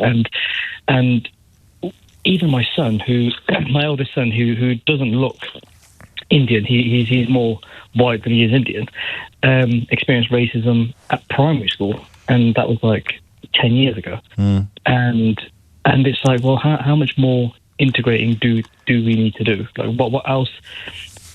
In fact, my kids are now starting to have the same skin color as you guys, right? So how much more integration do we need to have before we are integrated? Like, Well, oddly, the 1930s taught us that lesson as well, and it doesn't matter, does it? It doesn't matter whether you... once that categorisation has been determined as the other and that which must be removed, it doesn't matter whether you practice that religion or whether you have... several branches of your family tree free of any... If it can be proved that you are not... If you are part of the culturally incoherent cohort, then you're on the next boat out of here. That's where this logic always leads. Whether she's actually capable of understanding what she's saying, given her comments about the post-war settlement, I don't know, but they will also need to go home. So I tell you what scares me when I talk to people like you, is that for reasons I don't fully understand, even if you accept that these arguments are made in good faith, which for the record I don't, and you accept that there are some people who deserve to be spoken of or treated in this way, which I don't, who decides? I just have images of people like you, Sean, in front of a panel that Katie Lam sits on, judging your cultural coherence, asking you questions, or checking your messages, or just and deciding whether or not you are sufficiently culturally coherent to stay here. The question I've asked a few people of a mainly older generation is, well, what have you done for your country to make you more British than me?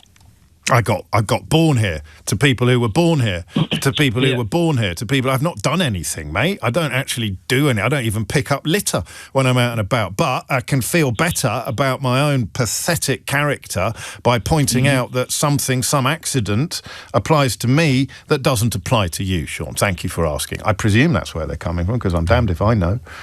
Well, that's pretty much it, though, isn't it? It's like, okay, you put a British flag up on a lamppost, now all of a sudden you're the most British person in the world, right? But actually, what have you done to improve your never mind your country, what have you done to improve your local area? Right? I spoke to my local MP on Saturday, and she was asking me to kind of go in and look at becoming a local councillor, because for me, I was like, look, these are the issues at hand, right? Like, this is what needs improving. This is what you need to get done.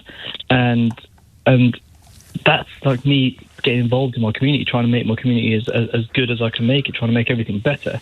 But sitting on your backside watching GB News and assuming that you've got all the answers, it just doesn't make sense. I mean, even my father-in-law, he sat there the other day and he was just like, oh, yeah, look at all these small boats. And I'm like, well, look, the small boats aren't the reason that our rivers are sewages now. The small boats aren't the reason that our gas bills are astronomical or our food bills are astronomical. It's like none of that is because of migrants or... I mean, look, we call them immigrants, but actually if you moved abroad, James, you'd be called an expat, right? Oh, absolutely. So again, why don't we call them expats? Because the language in that sense is completely different as well. And it's like, well, you've got to get up and do something to show that you're British and coherent within the culture. Then it doesn't matter, though. You can be elected mayor of London 3 times on the bounce and you'll still be an absolute hate figure for these characters. You'll be the one that they hate the most. That's the thing that I find most insidious, the conversation about integration. How much more integrated can you be than to be elected mayor of London 3 times on the bounce? But you somehow become the hate figure. I look at Elon Musk's platforms and the attacks that are visited upon our mayor by everybody from Donald Trump down, and it's clear that is not the problem. The problem is not integration. Can you track it at all? I mean, getting worse. You mentioned that your boy was abused 10 years ago.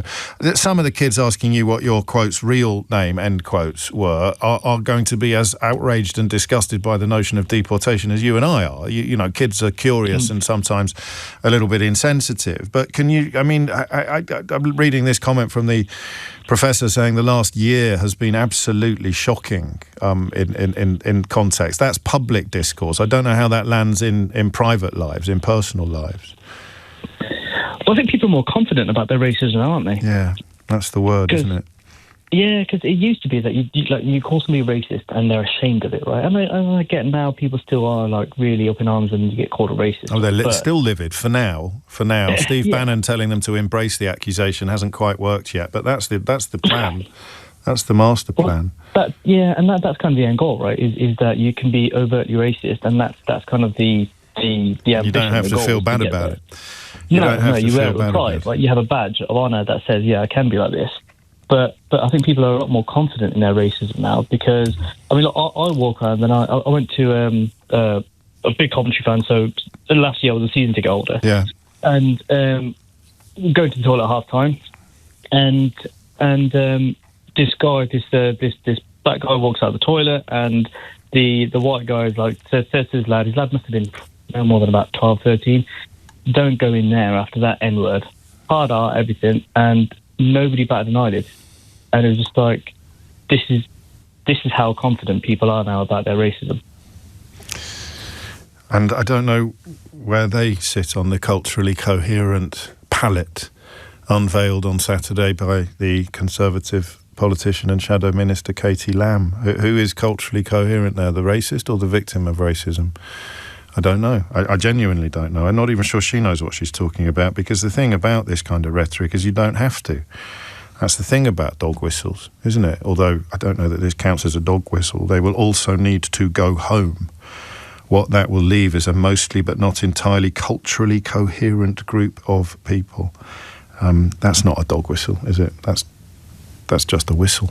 James O'Brien on LBC.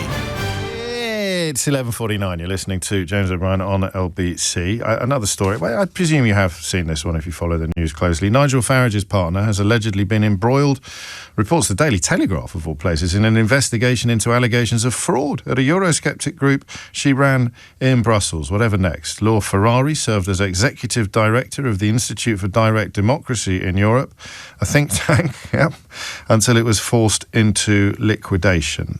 That story is developing. I know she was working as a waitress when she met Farage, so I wonder how she ended up getting a rather juicy job like that. I'm sure that he'll tell us, given the opportunity. 10 to 12 is the time. Talking of racism, we are discussing Katie Lam, a shadow minister, I think, in the Home Office, a Conservative MP, who gave an interview to The Times on Saturday that, to be fair, even The Times didn't really seem to appreciate the horror of what she was saying, but I do, and you do, and I want to know how it makes you feel to learn that if the Conservatives get back into power, then if you are here legally, you could be removed. You could be deported. I mean, again, a bit like the parents trying to reassure the child, I don't think you will be. I don't think this country will ever become a place where people with a legal right to be here are removed, potentially violently. But I'm sure people felt like that at every point in history, shortly before countries became places where people with a legal right to be here could indeed be removed. And listen, the language is, I'm afraid, unequivocal. I wish it wasn't. I wish the language were open to interpretation or were in some way questionable, but it's not. They will need to go home. The thing with the word they, whenever people use the word they in these kind of contexts, they'll never tell you precisely who. They'll dress it up euphemistically with phrases like this. They will also need to go home. What that will leave is a mostly but not entirely culturally coherent, it's a bit Dolores Umbridge that, isn't it? Culturally coherent group of people. There are also a large number of people in this country who came here legally, but in effect shouldn't have been able to do so. Well, what if they came here legally, but according to you shouldn't have been able to do so, but are really culturally coherent? Do you get rid of that? You see, this is why I hate this kind of rhetoric. It should not be allowed to go unpassed. It should be picked apart like a Dover sole. So, okay, what is the category of people that you think shouldn't have been able to come here in the first place? And then she will presumably tell you. And then you say, well, what if they are culturally coherent? Because you're judging them by the circumstances in which they came here. You're not judging them by what they've done since they got here. Cultural coherence is something that can only be established after arrival.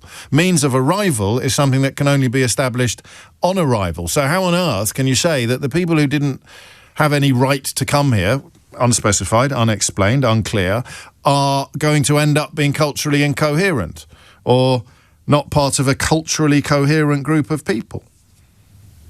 I don't think she could, because these are not intellectual positions. These are base bigotries. Doesn't matter how well educated you are or whatever words you may use, like culturally coherent, you're essentially saying, we will get rid of the people I do not like the look of. We will get rid of the people I, Katie Lam, do not like the look of. And don't ask me any further questions, otherwise I'll call you I'll accuse you of reaching for the racism card. Has she done that yet? Can we check? Has she ever accused people criticising her of playing the racism card or of say you can't say what you want in this country anymore without being called a racist? I bet you 50p she has. But I'm only going to pay one person 50p if she hasn't, not all of you. Neil's in Plymouth. Neil, what made you pick up the phone? Well, one of the questions you said just a minute ago is how does this make me feel? Yeah. And scared. It's making my children scared. I'm scared. So just a bit of background. My wife's father is British. She was born in Watford.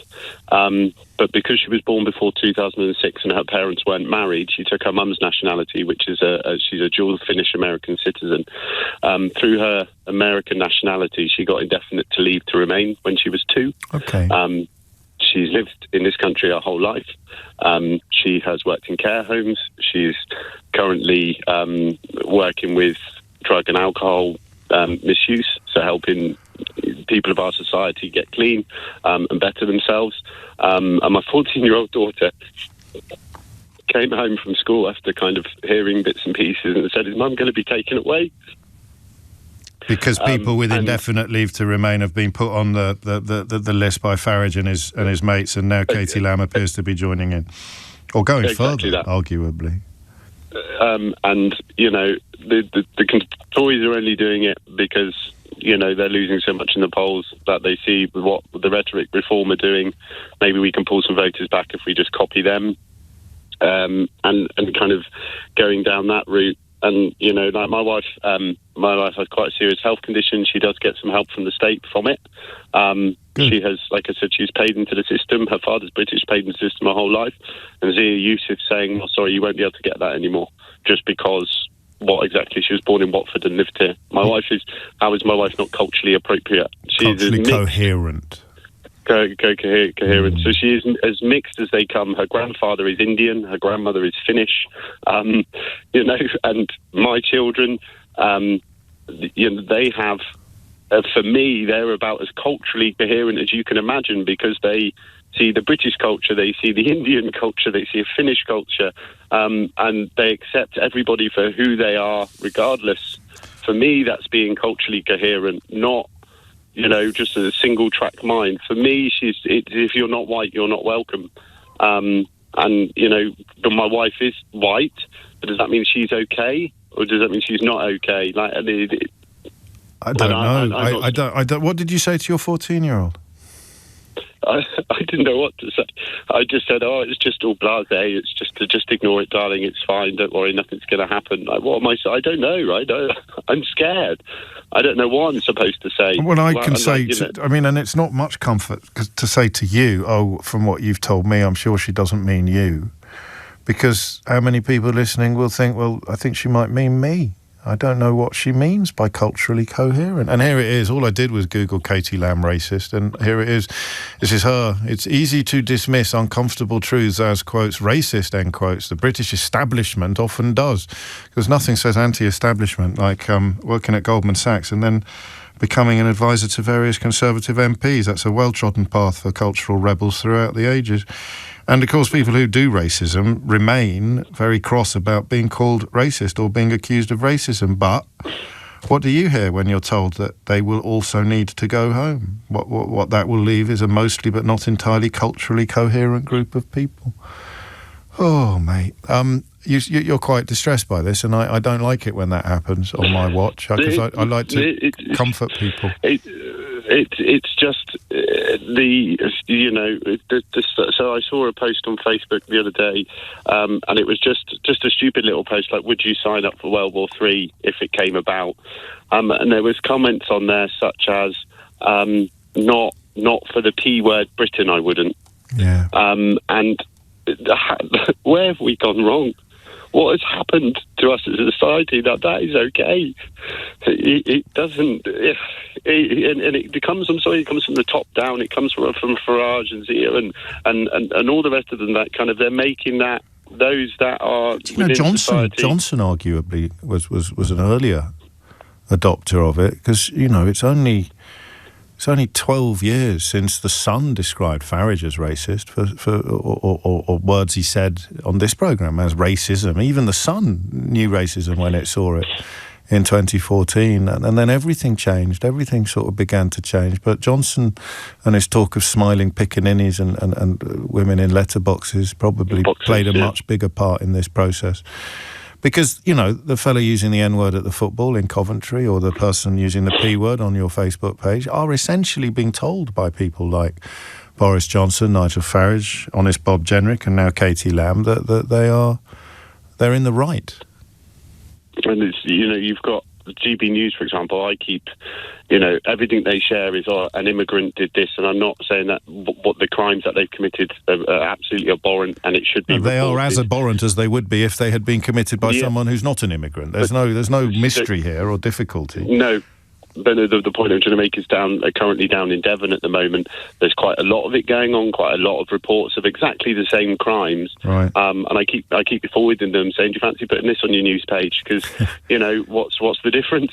There is no difference. It's exactly the same, except for actually this doesn't follow our narrative because they're not an immigrant or they're not brown. So actually we won't report on that. I think it was 40% of the men arrested at the protests outside that hotel in Epping had previously come to the police's attention over domestic abuse allegations. And these statistics matter, They really do. And so do these words. I've got nothing to add to what Neil said. You could not only hear what he said, you could also hear the pain in his voice. And that's not there by accident. It's put there by people like Katie Lam, who know what they're doing. They must. They all do. James O'Brien on LBC. It's 3 minutes after 12. You're listening to James O'Brien on LBC. Do you want a bit of fun? I've got a missing word round for you that's actually quite good. But then there was a story this weekend, and I found myself desperately trying to come up with a funny headline for it. I was going to stick it on Blue Sky. And I failed. I couldn't think of a funny line. And I know Shakespeare quite well. Not brilliantly well. Oddly, given the parts I played in Shakespeare plays at school, I can work my way through Hamlet, King Lear using quotes exclusively from Horatio and Kent, which is not much use when you're sitting at A-level, because although they were intrinsic to the plot and indeed the progression of action in both plays, they don't have a great deal to say of importance. Neither Horatio nor Kent are what you would call...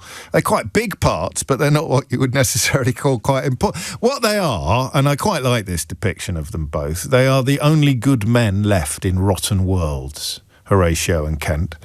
But I mention it solely because I know my way around Shakespeare. And there was a story this weekend about someone backing an SUV into a home that had previously been inhabited by William Shakespeare's daughter.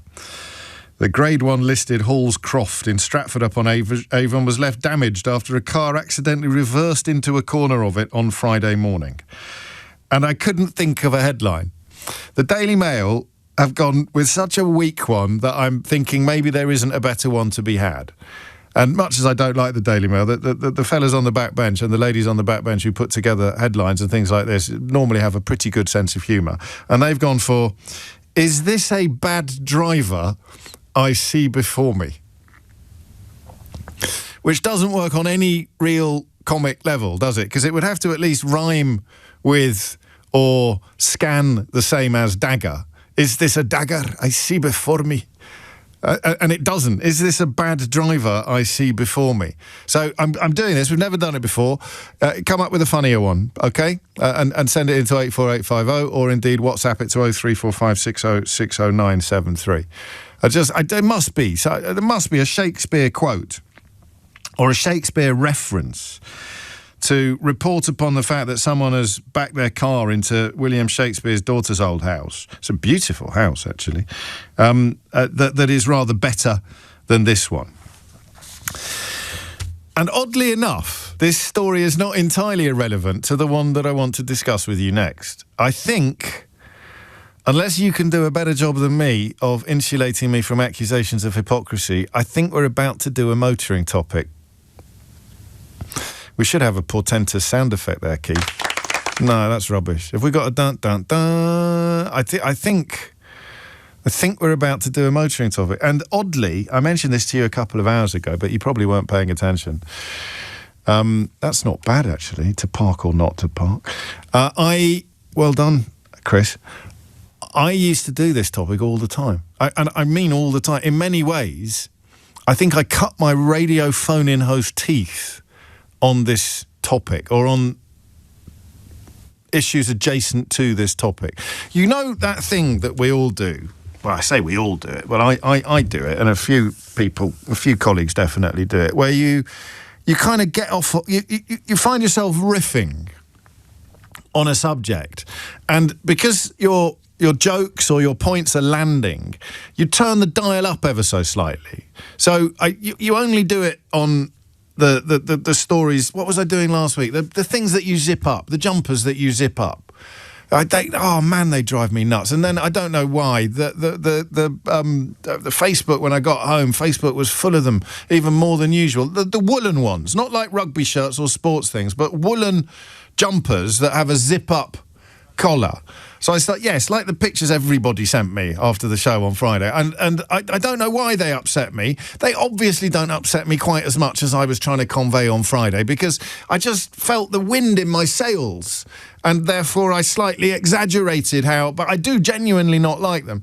I think the first subject that I found that feeling with was what we used to call 4x4s, and we now called SUVs. I bumped into a bloke I'd been at school with about 5 years after I started doing this job, when I look, between you and me, no one had really noticed I was doing this job 5 years after I started doing it, but he'd had it on in the car or in a taxi, and he said, oh yes, you go on about SUVs all the time. You go on about 4x4s all the time. And I thought, no, I don't. I do heavy, hard-hitting politics. I'm the scourge of the hypocritical right. I mean, how dare you? I did used to talk about my Vauxhall Zafira quite a lot. But I used to get on my high horse. I used to get on the highest of horses when it comes to what we used to call 4x4s and what we now call SUVs. So, for example, I would have greeted the news of an SUV backing into William Shakespeare's daughter's old house in a state of high dudgeon. I really would have been. You see what these vehicles do? They're even going after the bard. They're even going after the bard's memory. And it would have been 60% sincere and 40% exaggerated for comic relief. All right? I don't know if I've got that anymore. I don't know if I don't have that animus anymore. It's so long. I lost that battle so spectacularly. Of all the battles I've lost in the course of my 20 years on the radio, the idea that we might be able to stem the tide of ridiculously oversized vehicles on streets of cities that were designed for horses and carts is probably the biggest battle of all that I have lost. But here we are, because it is a Welsh council to whom we turn, Cardiff no less. They're going to charge you more if you've got a stupid car than if you've got a normal car. So Range Rovers, SUVs, even, I suspect, if they are electric and environmentally friendly, you are going to be penalised, at least to park. Ideally, they're bringing a congestion charge that is reflective of how heavy your car is or how big it is, how much volume it takes up.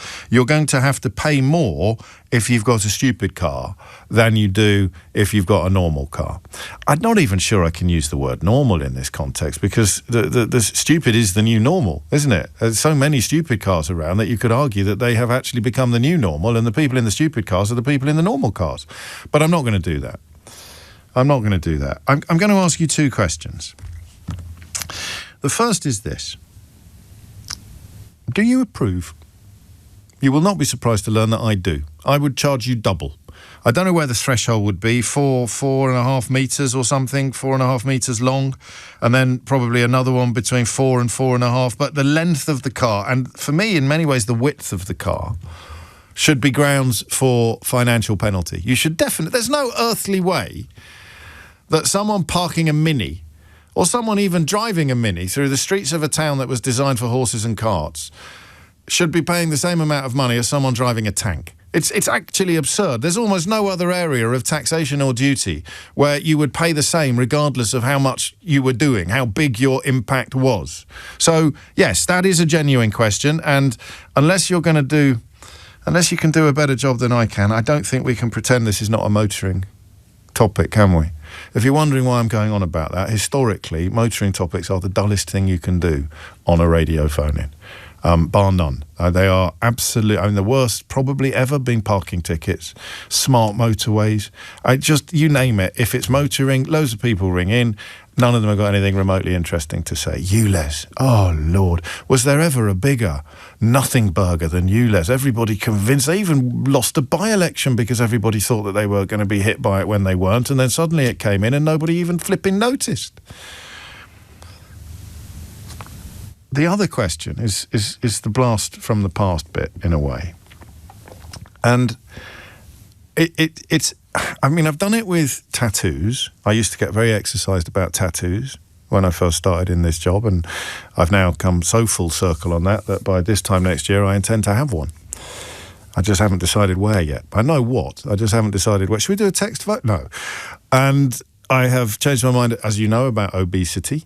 That was probably the biggest. I was probably at my most obnoxious when I was being, quotes, funny, end quotes, about people with obesity and mocking them and making fun of them. You know, like you think of a newspaper columnist or an old school radio phone-in host, that we've always got something in our pocket that we think it's okay to abuse. And I realised, because we're doing it tongue-in-cheek and we don't really mean it, and I realised during therapy, actually, that there shouldn't be anybody that you feel okay to abuse for things over which they have no control.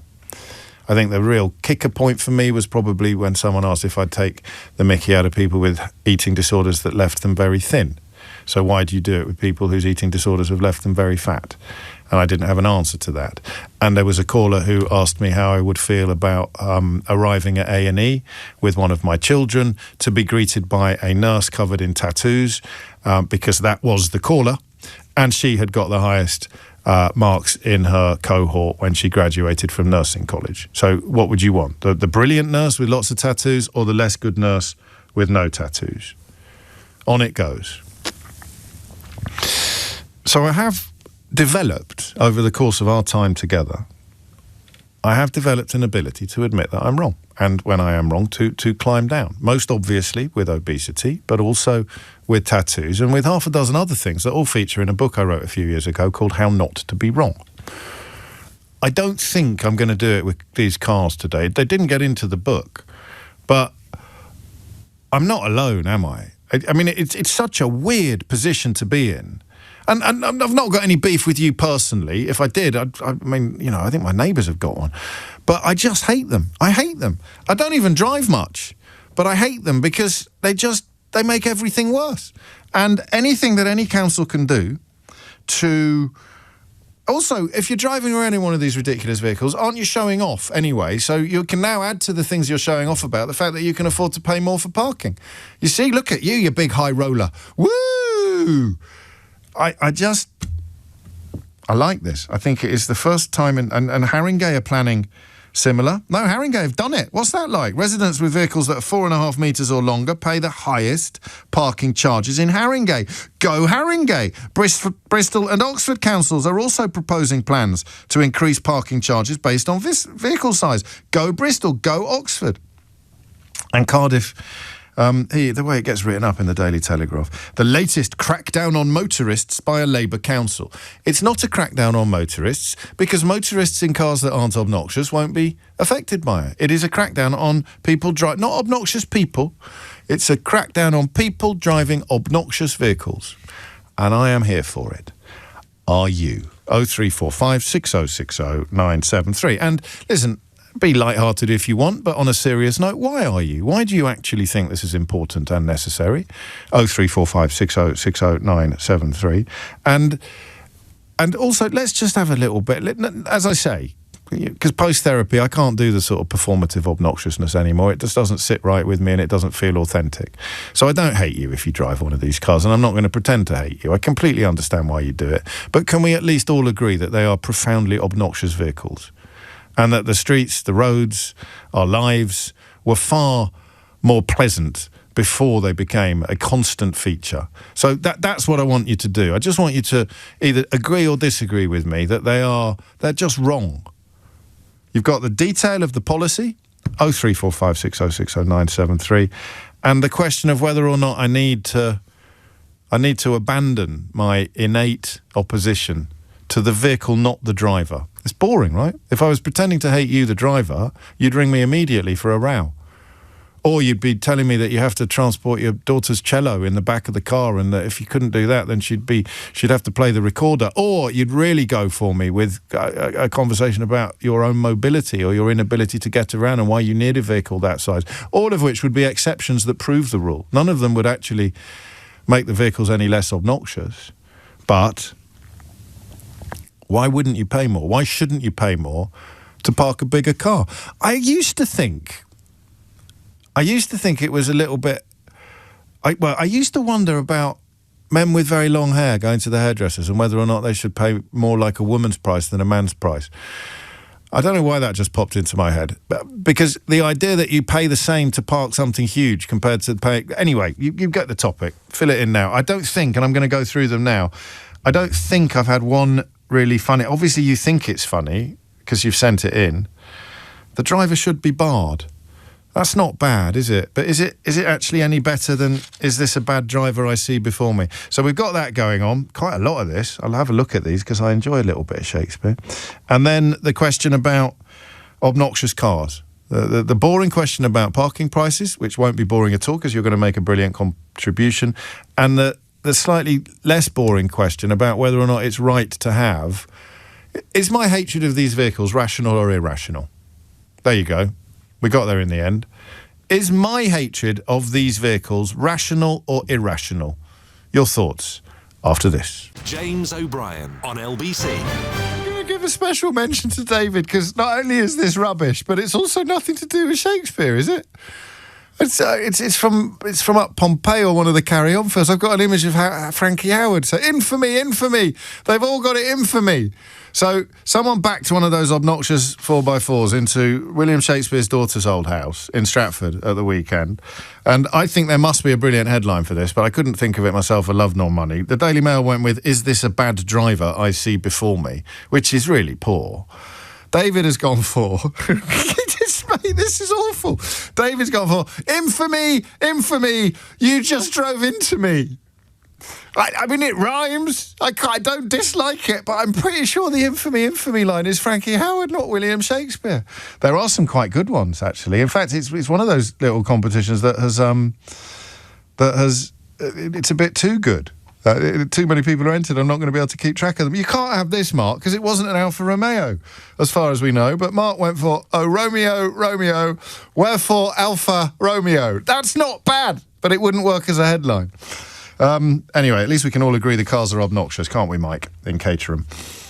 Yeah, morning, James. I think I would have gone for to reverse or not to reverse for a quote. But it doesn't work, though, because it's got to sound like B, doesn't it?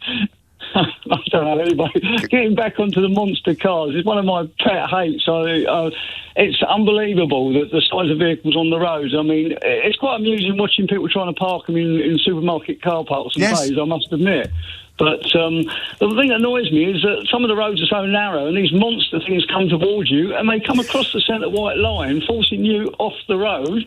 Has just got the right to take I'm usually on a bicycle, so it can be even worse there. You can hear it behind you, and you're cycling along perfectly normally, and you can hear it behind you. Even a bus manages sometimes to negotiate cyclists better than some of the people in these cars.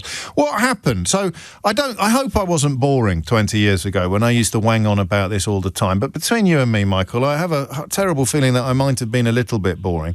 Why did people like us lose this battle so completely?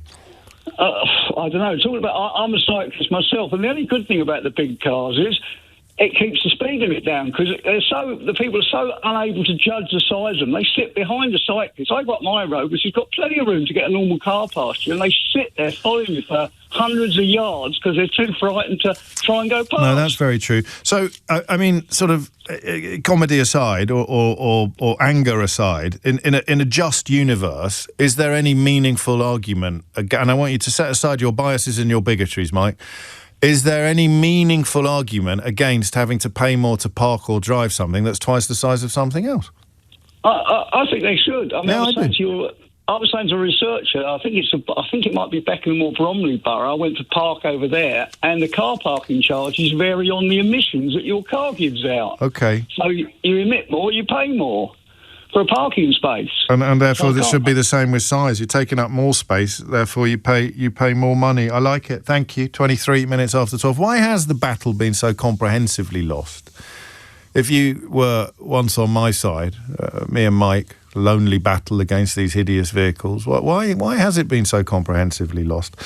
This is quite good. What car through yonder window breaks? That's brilliant, because what Toby's done, he's spelt brakes as in cars. Obviously, in the original, what light through yonder window breaks would be BREAKS. And Toby's gone for what car through yonder window break. That would have been a better headline, right, for the Daily Mail? It was, what have you got for that story about the person smashing their car into William Shakespeare's daughter's old house? I've gone with, is this a bad driver I see before me, boss? What about no one... What car through yonder window breaks? That's 10 times better. That's going to take some beating, actually. Well played, Toby. If there was a prize, you'd have won it. Steve's in Banbury. Steve, what would you like to say? Danbury, don't get confused. I'm in Essex. Hi, James. Danbury, not Banbury. Danbury, near Chelmsford. But anyway, I'll let you can't get the staff, mate. It's not my fault. I'm blaming it on someone else. I can't get the staff. Carry on. Don't worry. Listen, the cars today, when you go out and buy a car, they're huge. Even small cars are huge. Now, I am a car boy, but I'm hang on a minute. Small cars can't be huge. Yes, they can. A couple of weeks ago, Kersey Mill up in Suffolk, beautiful classic car meet. Lots of high-performance supercars, but what intrigued me were all the old cars that you and I used to get carried around in by our dads when we were young. And I can remember the Ford Granada, for example, being a massive car. It was like a ship. And they had some of these all restored up there, sat next to what are today common or garden cars. Yeah. And those Granadas are tiny comparison. You mentioned the Minis. I know. And so this idea of penalising people for having large cars is kind of, you can't, there isn't such a thing as a small car anymore. They're all large. No, I mean, I can't. This is a bit like that episode of Father Ted where he had to explain why the cow was smaller when it was further away. You just line up 10 cars, Steve, right? Yeah. And you've got 10 different size cars. Yeah, I know what you're getting at. I'm getting at the most basic premise of mathematics or physics. And so that car there, right, that's really big. And if you want to call that car there less big, that's fine. I'm going to call it small. So the big car pays more than the less big car, or if we're sensible, the small car. Let's take that thesis, and I like it. I understand it.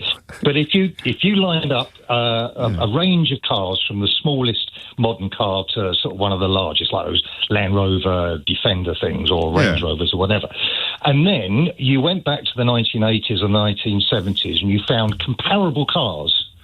Yeah, so you... No, but this is a point. This is ridiculous. You've gone full motoring. This is why we don't do motoring phone. Why are you bringing a 1970s Ford Granada into a conversation? Because the infrastructure that the cars today are using is based upon or has been... There's no way a Ford Granada was 4.5 metres long. Exactly. That's the point. Large cars in the past were smaller than large cars now. So if you're going to pay, if local authorities are going to pay, listen, bear me out. I am. If local authorities... That's why I made that noise. I know. Uh-huh. If they're going to charge more if you've got a larger or a longer car, that's fair enough. Oh. But that's got to be used, that money has to be used to make the infrastructure more suitable for what are larger cars on average proportional today. No, so you can't do that. You can't start widening roads. It's an absolute nightmare. They've done it near me. It was shut for about a year. It's not about roads. If you try and park in a multi-storey car park with a car that you've purchased brand new over the last 10 years, you've got very, very little space. You know, there are some where they've given you sort of wide, big boy spaces, they call them. But of course, what that does, it diminishes the number of car parking spaces that are available, so the actual per car park space charge. Oh, you've done it now. You've sent me to sleep. It's not your fault. It's the topic. I thought we might be able to steer clear of the usual sort of quagmire of dullness and MPG and what does the little lady drive. But it's all turned into the kind of radio that has 4 different coloured biros in its top shirt pocket. Well, there's no shame in biros. Stick that on a T-shirt. 28 minutes after 12 is the time. To break or not to break, that's not bad, but it's not up there with what car through yonder window breaks. I'm going to adapt this one from Phil slightly, because he's written cry havoc and let slip the cars of 4x4. But what you could just go cry havoc and let slip the 4x4. That's really good. God, we've got 2 now that are much better than any of the professionals have come up with. Cry havoc and let slip the 4x4. That's good, right? That's a good one. And then What car through yonder window breaks? I like both of those. There's still room for more, and I'm sorry if you think you've sent me a brilliant one and I've lost it, but that's just the way that my inbox works sometimes. On a slight... Oh, hang on. Dennis says he's making a good point. You must compare the modern Mini to a classic one. Yeah, cars have all got bigger. My mum had one of those little Minis that, looking back, you see them occasionally, don't you? They've usually got a coffee machine in the back of them, and they're parked outside a sort of artisan pub, but they are absolutely minuscule. And we went on holiday in a Mini. My mum, my sister and me. So it wasn't four of us, but we went on a camping holiday. So she must have got the tent in what passes for the boot as well. I'm not suggesting everyone should be driving around in a sort of dinky toy. But if you are going to drive one of these enormous vehicles, then it seems to me perfectly reasonable that you pay a little bit more than people who are not driving an enormous vehicle. What is not to like? 0345 6060 973. Mike Hughes is here now with your headline. James O'Brien on LBC. Quite good. To beep or not to beep? That is the question. It's clever, but it's not as good as the other ones because it doesn't quite make sense, does it? It's not as if you could have avoided a house by beeping. A house isn't going to get... I know about this stuff. A house isn't going to get out of the way just because you've tooted your horn or beeped. But the play on to be or not to be, this is from Joel, is very strong. But I still think that what car through yonder window breaks and... what was the other one I liked? Let's slip the 4x4. They're both going to take quite a lot of beating, or indeed beeping. And then the booby prize all day long goes to David for infamy, you just drove into me, which wasn't even Frankie Howard. I got that wrong as well. It's a Kenneth Williams line from Carry On Cleo. But it's definitely not Shakespeare. Of that I am 95% certain. Infamy, unless he was moonlighting as a carry-on writer. Or, of course, unless the carry-on quote was a callback to something that Shakespeare wrote, which I'd probably remember. I think, parking is such sweet sorrow. That's very good as well. God, that's amazing. Again, it's not quite going to go into the lead because they weren't actually parking. They were driving into a house, which is not... Anyway, 12:34 is the time. Would you need to be told if you heard a story about someone accidentally driving a car into William Shakespeare's Anne Hathaway's daughter's old house, William Shakespeare's old house, William Shakespeare's daughter's old house? Would you need someone to say, it was an SUV, it was a 4x4, You wouldn't, would you? But what are the odds on it not being? What is the likelihood of it being, I don't know, a Toyota Yaris? Or something like that. Because without knowing any of the details at all, I'm going to confidently speculate that this was a problem caused by the size of the vehicle. And it has done damage to to one of the timbers, a corner of the entire house on Friday morning, already undergoing significant conservation works to preserve the unaltered building when it was struck. Hall's Croft, home to Susanna Shakespeare and her husband John Hall until 1616, when they inherited and moved into her dad's old house. It's been built in 1613. It was a little school until the 1800s, and now it's under mortal threat because someone in a 4x4 drove into it on Friday. You don't need me to tell you it was a 4x4. Why did we stop calling them 4x4s and start calling them SUVs? Should they, or should their drivers, pay more for the privilege of parking or driving around the place than the rest of us do? 0345 6060 973. Jackie's in Stuttgart. Jackie, what would you like to say? Well, I'm saying to your producer, I would keep them out of towns or city centres altogether. I like that. It's less about the length, because all cars have got longer. We struggle to get a Seat Leon in the garage because the house is 40 years old. It's about the bulk and the height. They are so dangerous to pedestrians. They really are. Why do you need bull bars in the middle of Chelsea? In case a bull escapes. But here in Germany, you don't see them. Maybe the very new ones you do, but you have to have a green placard to take your car into the centre of cities here. Really? Yeah. Or you pay an exorbitant fine if you're caught without one. What does the green placard denote? It's the emissions. Okay, so you've got we've got the congestion zone, and we've got you, Les. So we're kind of getting that right. Yeah, but it's overall. In every big city, you don't see massive gas guzzlers. But they can be electric now, so you can't have... That's the exception, is that, you can get electric ones or hybrids, so they might get the green placard, but I don't see why they're necessary, unless you have a legitimate reason to have one.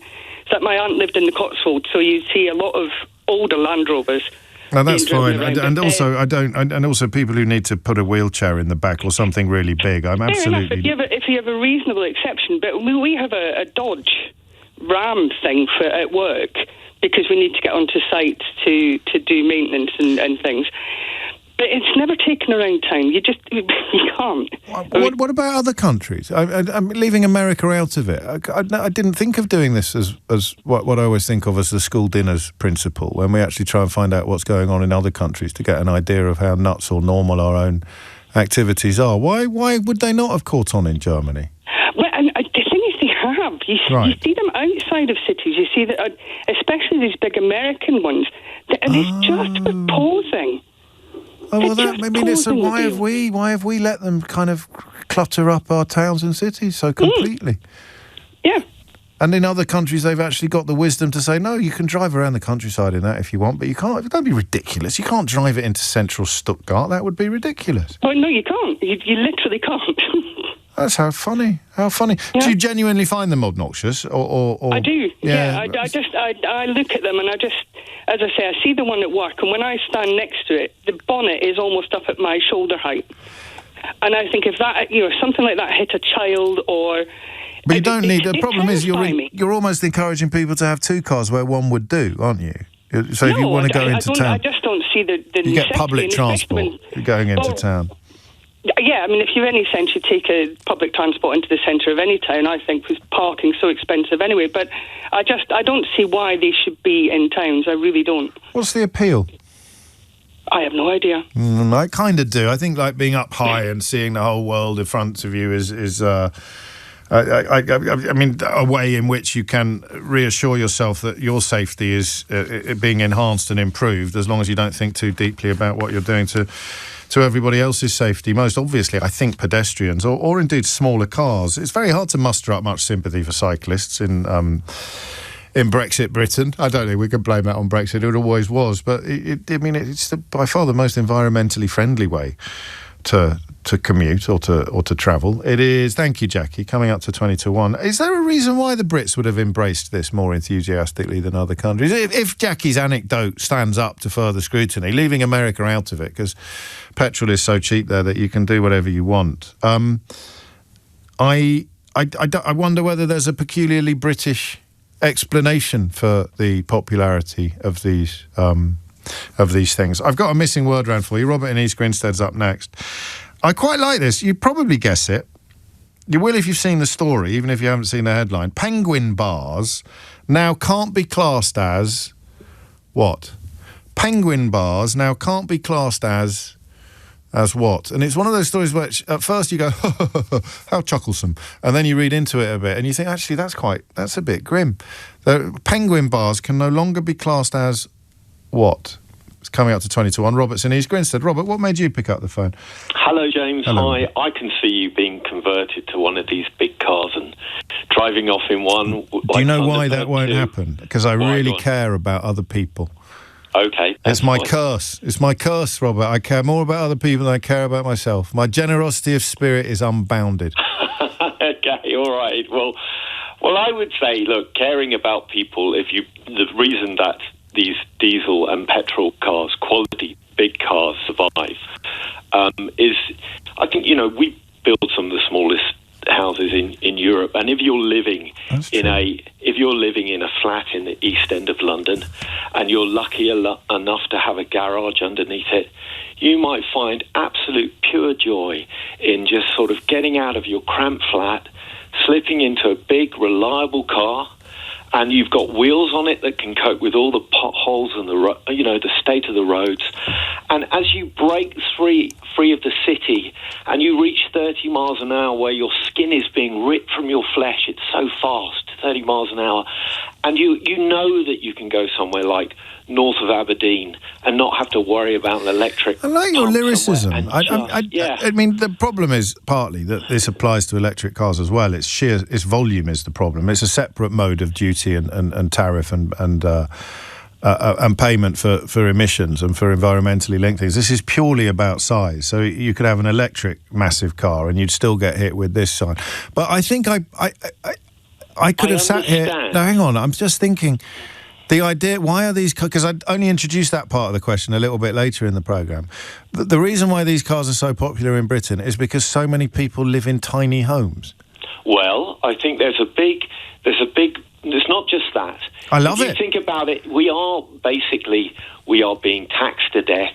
We've got speed cameras everywhere. We've got all sorts of ailments getting at us. A car is a personal space. Yeah. You know, you are literally, you can turn up the music as loud as you want, play whatever you want. You can do that in any car, mate. But you can't do it. Well, no, don't spoil it. Go from the flat. Go. I like the flat argument. Well, the thing is, you're in a cramped flat. You could be bringing up kids or whatever, and you've got something reliable. Yeah. So rather than buy a bigger flat, you're going to spend 50 grand on an enormous car.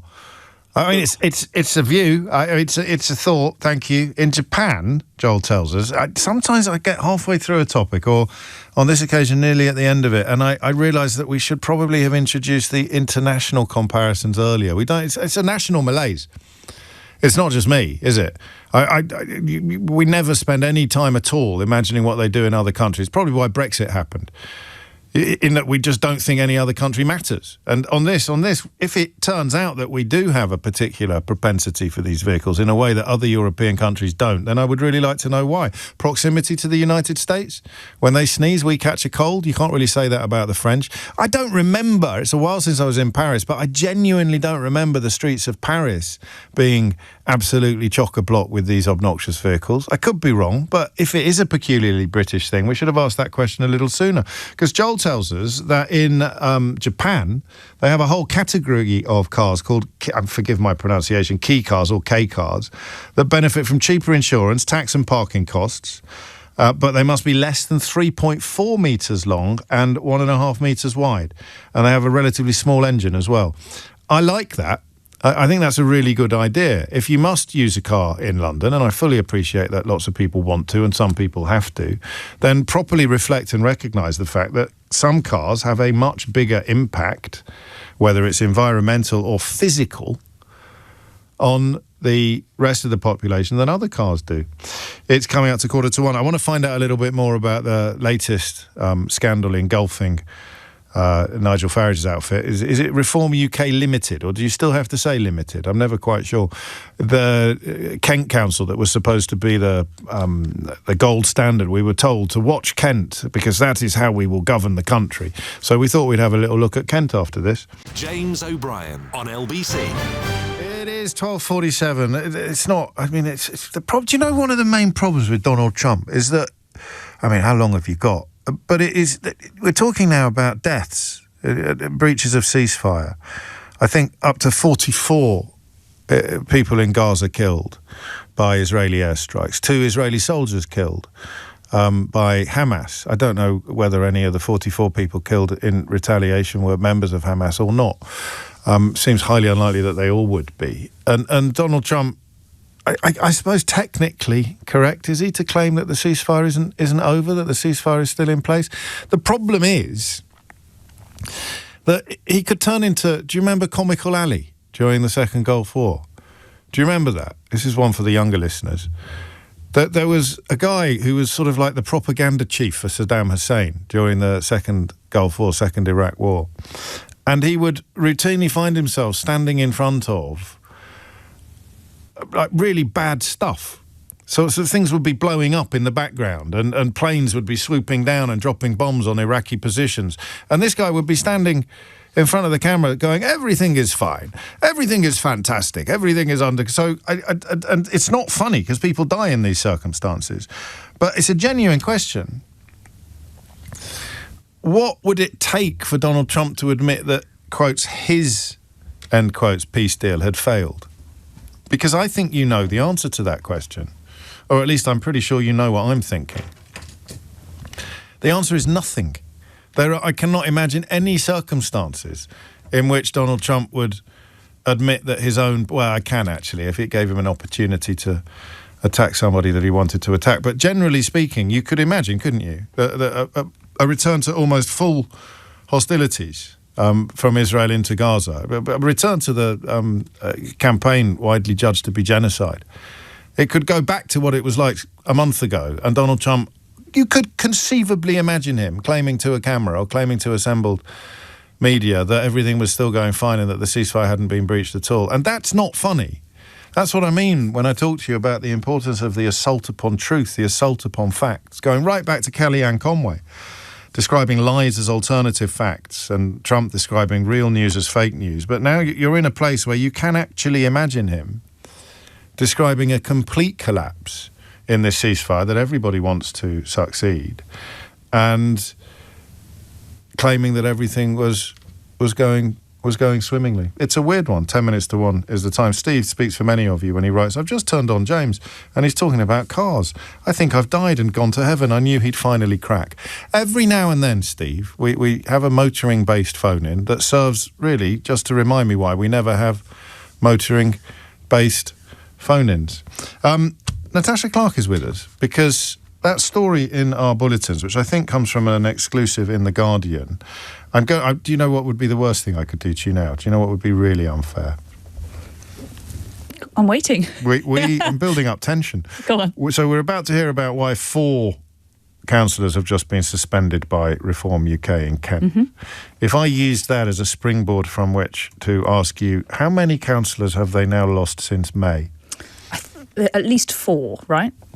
Go on, tell me. Is it more? Right, I'm not telling you. I'm building up tension. I'll tell you later. Tell me about the latest 4. So of course it's 4. Plus, I thought it was another 4 that was which should bring us up recently. to 8. So that would bring us up to 8. So, James, the Liberal Democrats are describing this story, which you're talking about now, as a real-life episode of The Traitors. They've today suspended the whip from 4 more Kent councillors.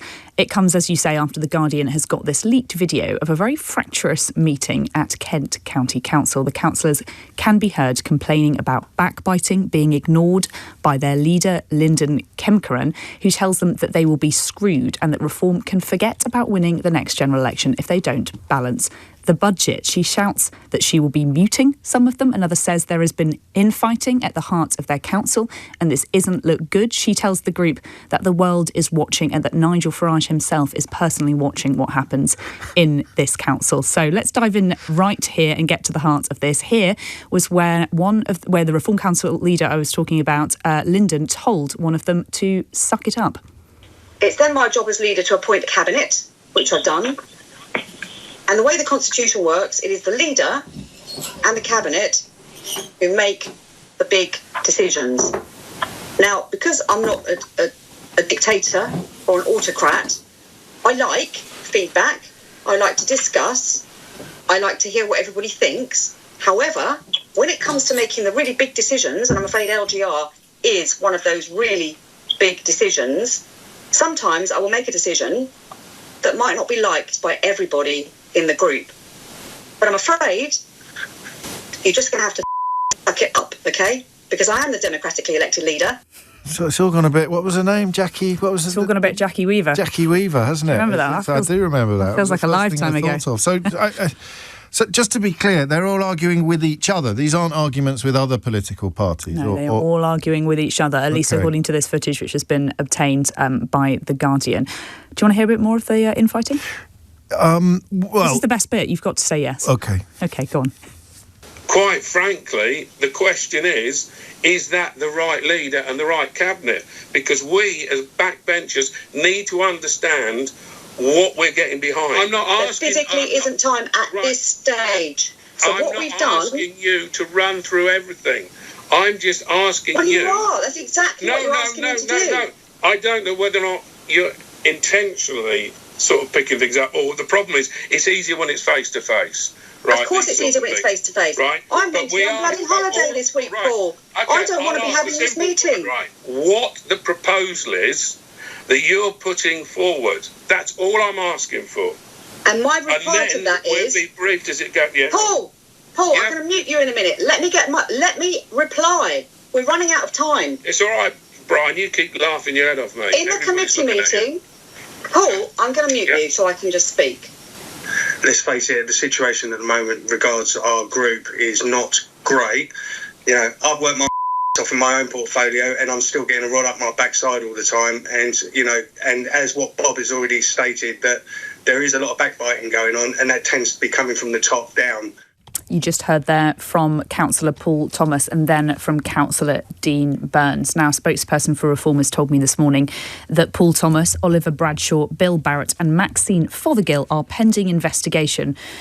suspended pending investigation following evidence that they brought the party into disrepute. So what I can conclude from that is because they believe that it is them that has leaked this recording. One of them. They're not brought into disrepute for the potty mouth because the leader of the council was the most potty mouthed of them all. No, she's still in position, and it does seem to be a classic case of Reform infighting, and as you'd expect, opposition parties totally jumping on this today. The Lib Dems say Reform's meeting starting to sound more like an episode of The Traitors than the running of a major council. All that's missing is for Claudia Winkleman to appear and ask them who they're going to banish next. Reform don't know what they're doing. And Labour say that Reform's leader in Kent said that the Reform councils were the biggest advert for what a Nigel Farage government would look like. Well, now we know what that means. Complete chaos. Not just Kent, of course, being the biggest advert. They're also reported to have exceeded the £90,000 threshold for ticket sales at their Birmingham conference, so they're being investigated over the possible underpaying of VAT. Who wouldn't trust them with the entire economy?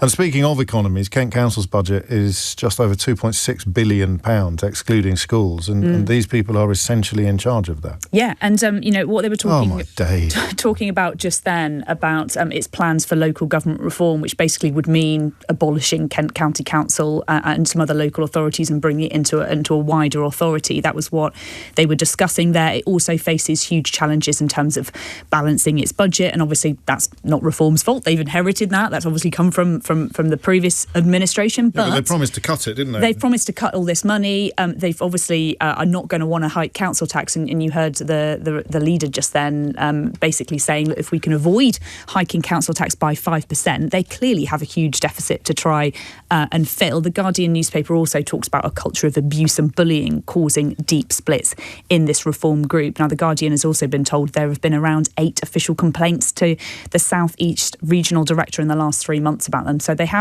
did have 56 councillors. How many are we on now then? In Kent? Yes. 52. 52. Well, no, I wasn't just talking about Kent. Did you think I was just talking about Kent? No, I did, yeah. I was talking about everywhere. Oh, God, I don't know. Since May. Also, on that question... Should we start getting a tally together? Yes, we should. I think Mark Packer's already done it, the Liberal Democrat peer and pollster. But the bit here was the one who came out and said that we've had a look now and there isn't any money to be saved. The Cabinet member for Adult Social Care described the council as already being down to the bare bones after they got in. We've got more demand than ever before and it's growing, she told the Financial Times. We just want more money. Revealing that she expected the local authority to raise council tax by 5%, the maximum permitted, despite having been elected on a promise not to raise council tax by 5%, the maximum permitted. So go on then. Since May, this is Mark Pack, Lord Pack to you and me. As of this morning, with the 4 latest suspensions, the tally of councillors that the Reform has actually lost, so they've either been suspended and then gone, or they've gone, or they're currently suspended but might not go, which would include, I think, the 4 we've been talking about. What figure would you have a little ballpark guess on how many councillors they've lost since May? Maybe 20? Not bad. Sheila, do you want to have a go? Say that again. How many councillors have Reform lost since May, since they got into May? And they had, about 1,000 elected in May? 1,200? Something like that.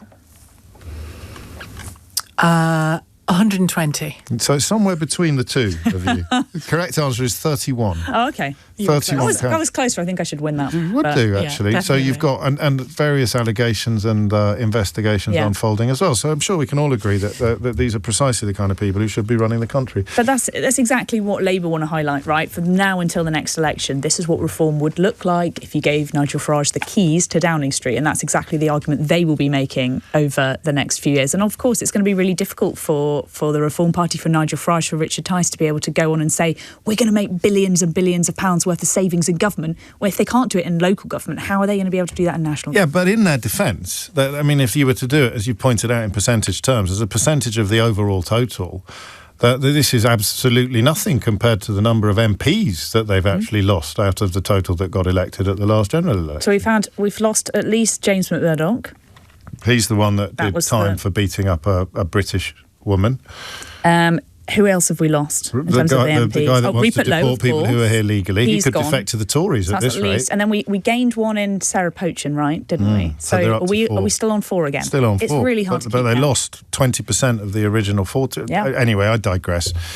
At least we can all agree they're just the sort of people you want running the country. If you missed any of today's show, you can listen back on our free Global Player app or the LBC app, where you can stay up to date on all the top stories and opinions, put your news categories in the order you want, and pause and rewind live radio. Download the official LBC app for free from your app store now. Coming up at 4 on LBC, Asma Mir will be in for Tom Swarbrick, but now it's time for Sheila Fogarty. James O'Brien on LBC.